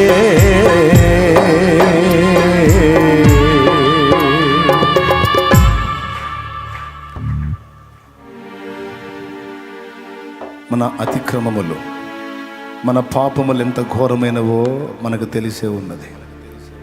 మన విచ్చలవిడి జీవితము, మన జారత్వ క్రియలు, మన శపితమైన క్రియలు, మన దూషణ మాటలు, మనం చేసినటువంటి అవినీతి కార్యకలాపాలు, మనం చేసిన మోసాలు, మనం చేసినటువంటి సమస్త క్రియలలోని భ్రష్టత్వం మనకి తెలుసు, దేవునికి తెలుసు. వాటన్నిటి తాలూకు శాపం నీ మీద ఏలుబడి చేస్తుంది. దాన్ని అంతటిని తొలగించి ఈ జీవితంలో మనశ్శాంతినిచ్చి నిత్య జీవాన్ని ఇవ్వడానికే యేసు ప్రభు వచ్చి అన్ని బాధలు అనుభవించింది. నా సోదరి సోదరులారా, మీ జీవితంలో మీరు ఒక మంచి తీర్మానం ఈవేళ చేశారు. దీని ఫలితం మీకు నిత్యత్వ పర్యంతం ఉంటుంది. చప్పట్లు కొట్టి ప్రభుని మయం పరుద్దాం గట్టిగా. ఎవరినో చూసి, ఎవరినో మనుషులను ఆధారం చేసుకొని యేసు ప్రభు నమ్మిన వాళ్ళు బాగలేరు, లేకపోతే మా కులపోళ్ళు ఒప్పుకోవట్లేదు, మా మతపోళ్ళు ఒప్పుకోవట్లేదు, మా వాళ్ళు ఒప్పుకోవట్లేదు, వీళ్ళు ఒప్పుకోవట్లేదు, ఎవ్వడు నిన్ను నరకం నుంచి కాపాడ్డావు. నువ్వు ఎవరిని చూసి, ఎవరిని బట్టి నువ్వు వెనక్కి తగ్గావో ఆ ఎవ్వడు నిన్ను కాపాడలేడు. యేసు నిన్ను కాపాడగలడు. యేసును బట్టి నువ్వు నిత్య జీవానికి చేరగలవు. కాబట్టి ఎన్ని బాధలైనా, కష్టాలైనా, కన్నీళ్ళైనా, ఆఖరికి మరణమైనా నా యేసయ్య నేను వదలను. యేసు చాలు, యేసు చాలు అనే తీర్మానంతో అనేకులు ముందుకు వచ్చారు. ఇంకా కొంతమంది నిలిచి రక్షణ కొరకు ఆసక్తి కలిగి ఉన్నారు, కానీ బహుశా వారి కుటుంబాలతో సహా పొందాలనో, లేకపోతే మరి ఏ కారణమును బట్టో వారు ఇంకా మారు మనసు తీర్మానం చేసుకున్నారు. ఆ అనుసరణలోకి వచ్చి తీసుకోవాలనుకుంటున్నారో కొంతమంది నిలిచి అన్న ప్రేయర్ చేయమని అడుగుతున్నారు. తప్పకుండా మీ అందరి కొరకు ఇప్పుడు ప్రార్థన చేస్తాము. తర్వాత రక్షణలోనికి ప్రజల్ని నడిపిద్దాం. వినపడింది కదూ దైవస్వరం. లోకాశలు తీర్చుకోవటానికి ఇది సమయమా? శరీర వాంఛలు తీర్చుకోవటానికి ఇది సమయమా? జరుగుతున్న ఘోర విలయాలు ఒక పక్కన కనబడతానే ఉన్నాయి కదా. నీ సమాజంలోనే కరోనా వల్ల ఎంతోమంది కన్ను మూశారు కదా. వారిలో రక్షణ పొందకుండా కన్ను మూసిన వారిని గురించి అంగలార్చావా? ఏడ్చావా? దుఃఖపడ్డావా? 2 కన్నీటి చుక్కలైనా రాల్చావా? వారు సువార్త తెలుసుకోకుండానే మరణించారు. సత్యం ఎరుగకయే వారు కన్ను మూశారు. వారి ఆత్మలు ఎక్కడ ఘోషిస్తున్నాయో నీకు తెలుసా? లోకభోగాలని, లోకాశలని నింపుకొని వాటి కోసం పరిగెత్తే దానికి ఇది సమయం కాదు. రాకడ సమయం, రాకడ దగ్గరకు వస్తున్న సమయం. జాగ్రత్త పడండి. క్రీస్తు కొరకు బ్రతకండి. నశించిపోతున్న ఆత్మల రక్షణ కొరకు బ్రతకండి. అందుకోసం ప్రతి ఒక్కరూ యుద్ధ సన్నద్ధులై లోకములోనికి వెళ్ళి ఆత్మలను గెలుచుకోవటానికి సహాయం చేయండి. దేవునికి తోడ్పాటు అందించండి. దేవునికి మీ చేతిని అందించండి. ఆత్మల్ని గెలుచుకోవటానికి సిద్ధపడండి. నిష్ఫలంగా, ఫలరహితంగా ఉండకండి. ప్రభు కృప మనందరికీ తోడై ఉండునుగాక. దేవుడు మనల్ని యుద్ధ సన్నద్ధులుగా చేసి, ఆయన అభిషేకం ఇచ్చి, శక్తినిచ్చి, సాతానును ఎదిరించి వాడి బంధకాల్లో బందీలైన ప్రజల్ని బయటికి తీసుకొని రావడానికి తగిన జ్ఞానము, అభిషేకము, శక్తి, అనుకూల పరిస్థితులు యేసు నామములో ప్రభు మనకు దయచేయునుగాక. ఆమేన్. ప్రార్థన. సర్వాధికారివైన మా తండ్రి, సర్వోన్నతుడు ఒక దేవా, ఈ పునరుద్ధానపు వేళ నీ దాసుని నిలువబెట్టుకుని మా అందరితో కూడా మాట్లాడిన ప్రతి మాటను బట్టి నీకు వందనాలు, స్తుతులు, స్తోత్రాలు చెల్లిస్తూ ఉన్నాం ప్రభా. రాకడ సమీపించి ఉంది, అన్నిటి అంతము ఆసన్నమై ఉన్నది. మారు మనసు పొంది రక్షణ బాప్తిస్మం పొందమని మీరు ఇచ్చిన పిలుపుని గ్రహించి అనేక మంది ప్రభా ఒక మంచి తీర్మానానికి వచ్చి, నాయనా ఇదిగో నీ రెక్కల నీడకు రావడానికి సిద్ధమై ఈరోజు ఇక్కడ సాక్షులుగా నిలవబడి ఉండగా నీ రక్తముతో వారిని కడిగి పరిశుద్ధపరిచి జీవగ్రంథములో వారి పేరు లిఖించమని ప్రార్థన చేస్తున్నాం ప్రభా. ఇంకా ఎవరైనా ఆలస్యం చేస్తూ ఉంటే వారికి కూడా మారు మనసు కలుగజేయండి ప్రభా.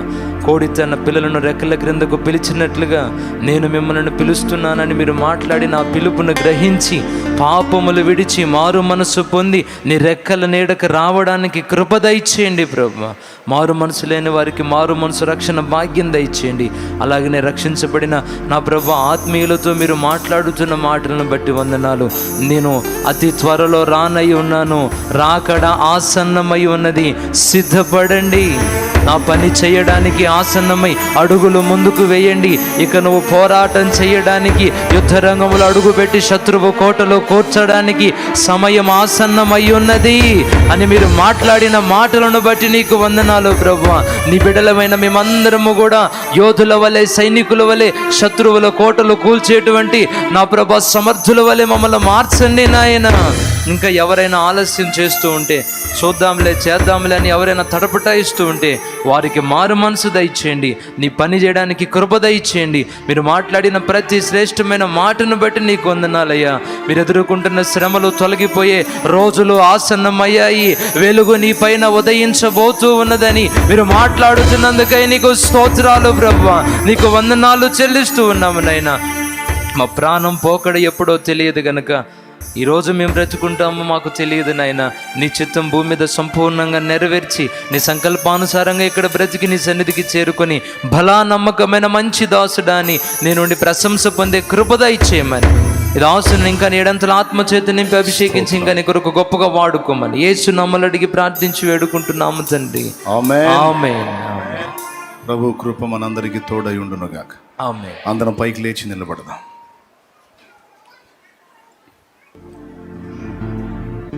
ప్రియమైన దేవుని బిడ్డలారా, ప్రియమైన పరిచారకులారా, ప్రభు సేవలో నాతో కలిసి కష్టపడుతున్న పరిచారకులారా, ఇంతకాలం ఎంతో కష్టపడ్డారు. ఫలితంగా వేలాది ఆత్మలు రక్షణలోనికి వచ్చాయి. మనం ఇంకా సజీవులంగా ఉండి ఇంకా దేవుని సేవ చేయడానికి మళ్ళా కొంత సమయం మనకు దేవుడు అనుగ్రహించాడు. ఇంతవరకు మనం దేవుని నామం కోసం, ఆత్మల రక్షణ కోసం కష్టపడ్డాం. దాని కొరకు జీతం నేను తీసుకొని వస్తున్నాను అని దేవుడు మాట్లాడుతున్నాడు. నీ కష్టం, నీ ప్రయాస, నీ శ్రమ, నీ త్యాగం ప్రభునందు వ్యర్థం కాదు.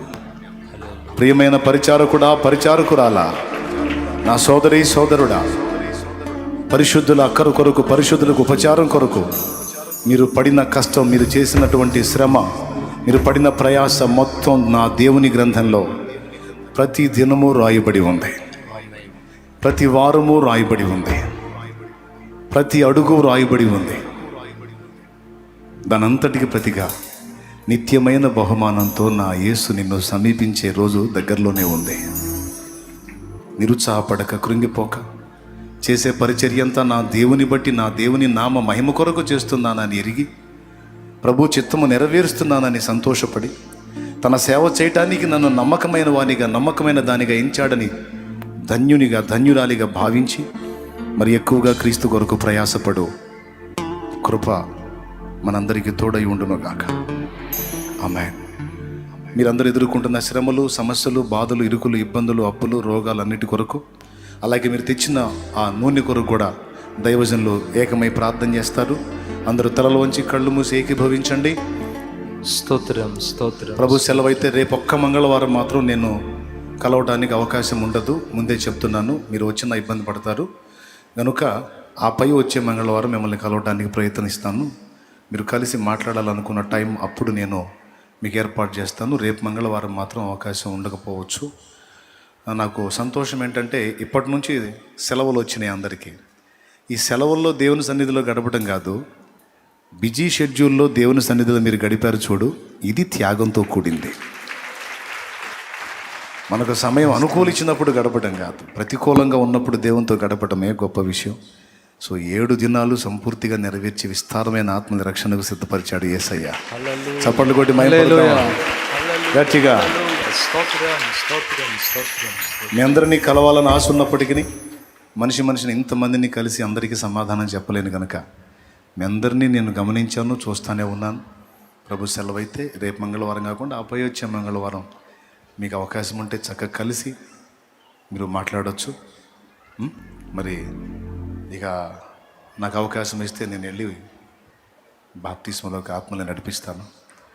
విన్న సంగతులు హృదయంలో భద్రం చేసుకొని సువార్త ప్రకటించి చిన్న చిన్న ప్రార్థన గుంపులుగా ఏర్పడి మీ సమాజాల్లో, గ్రామాల్లో, పట్టణాల్లో, వీధులలో, ఆ ప్రాంతాల్లో గొప్ప ఉద్యమానికి నాంది పలకండి.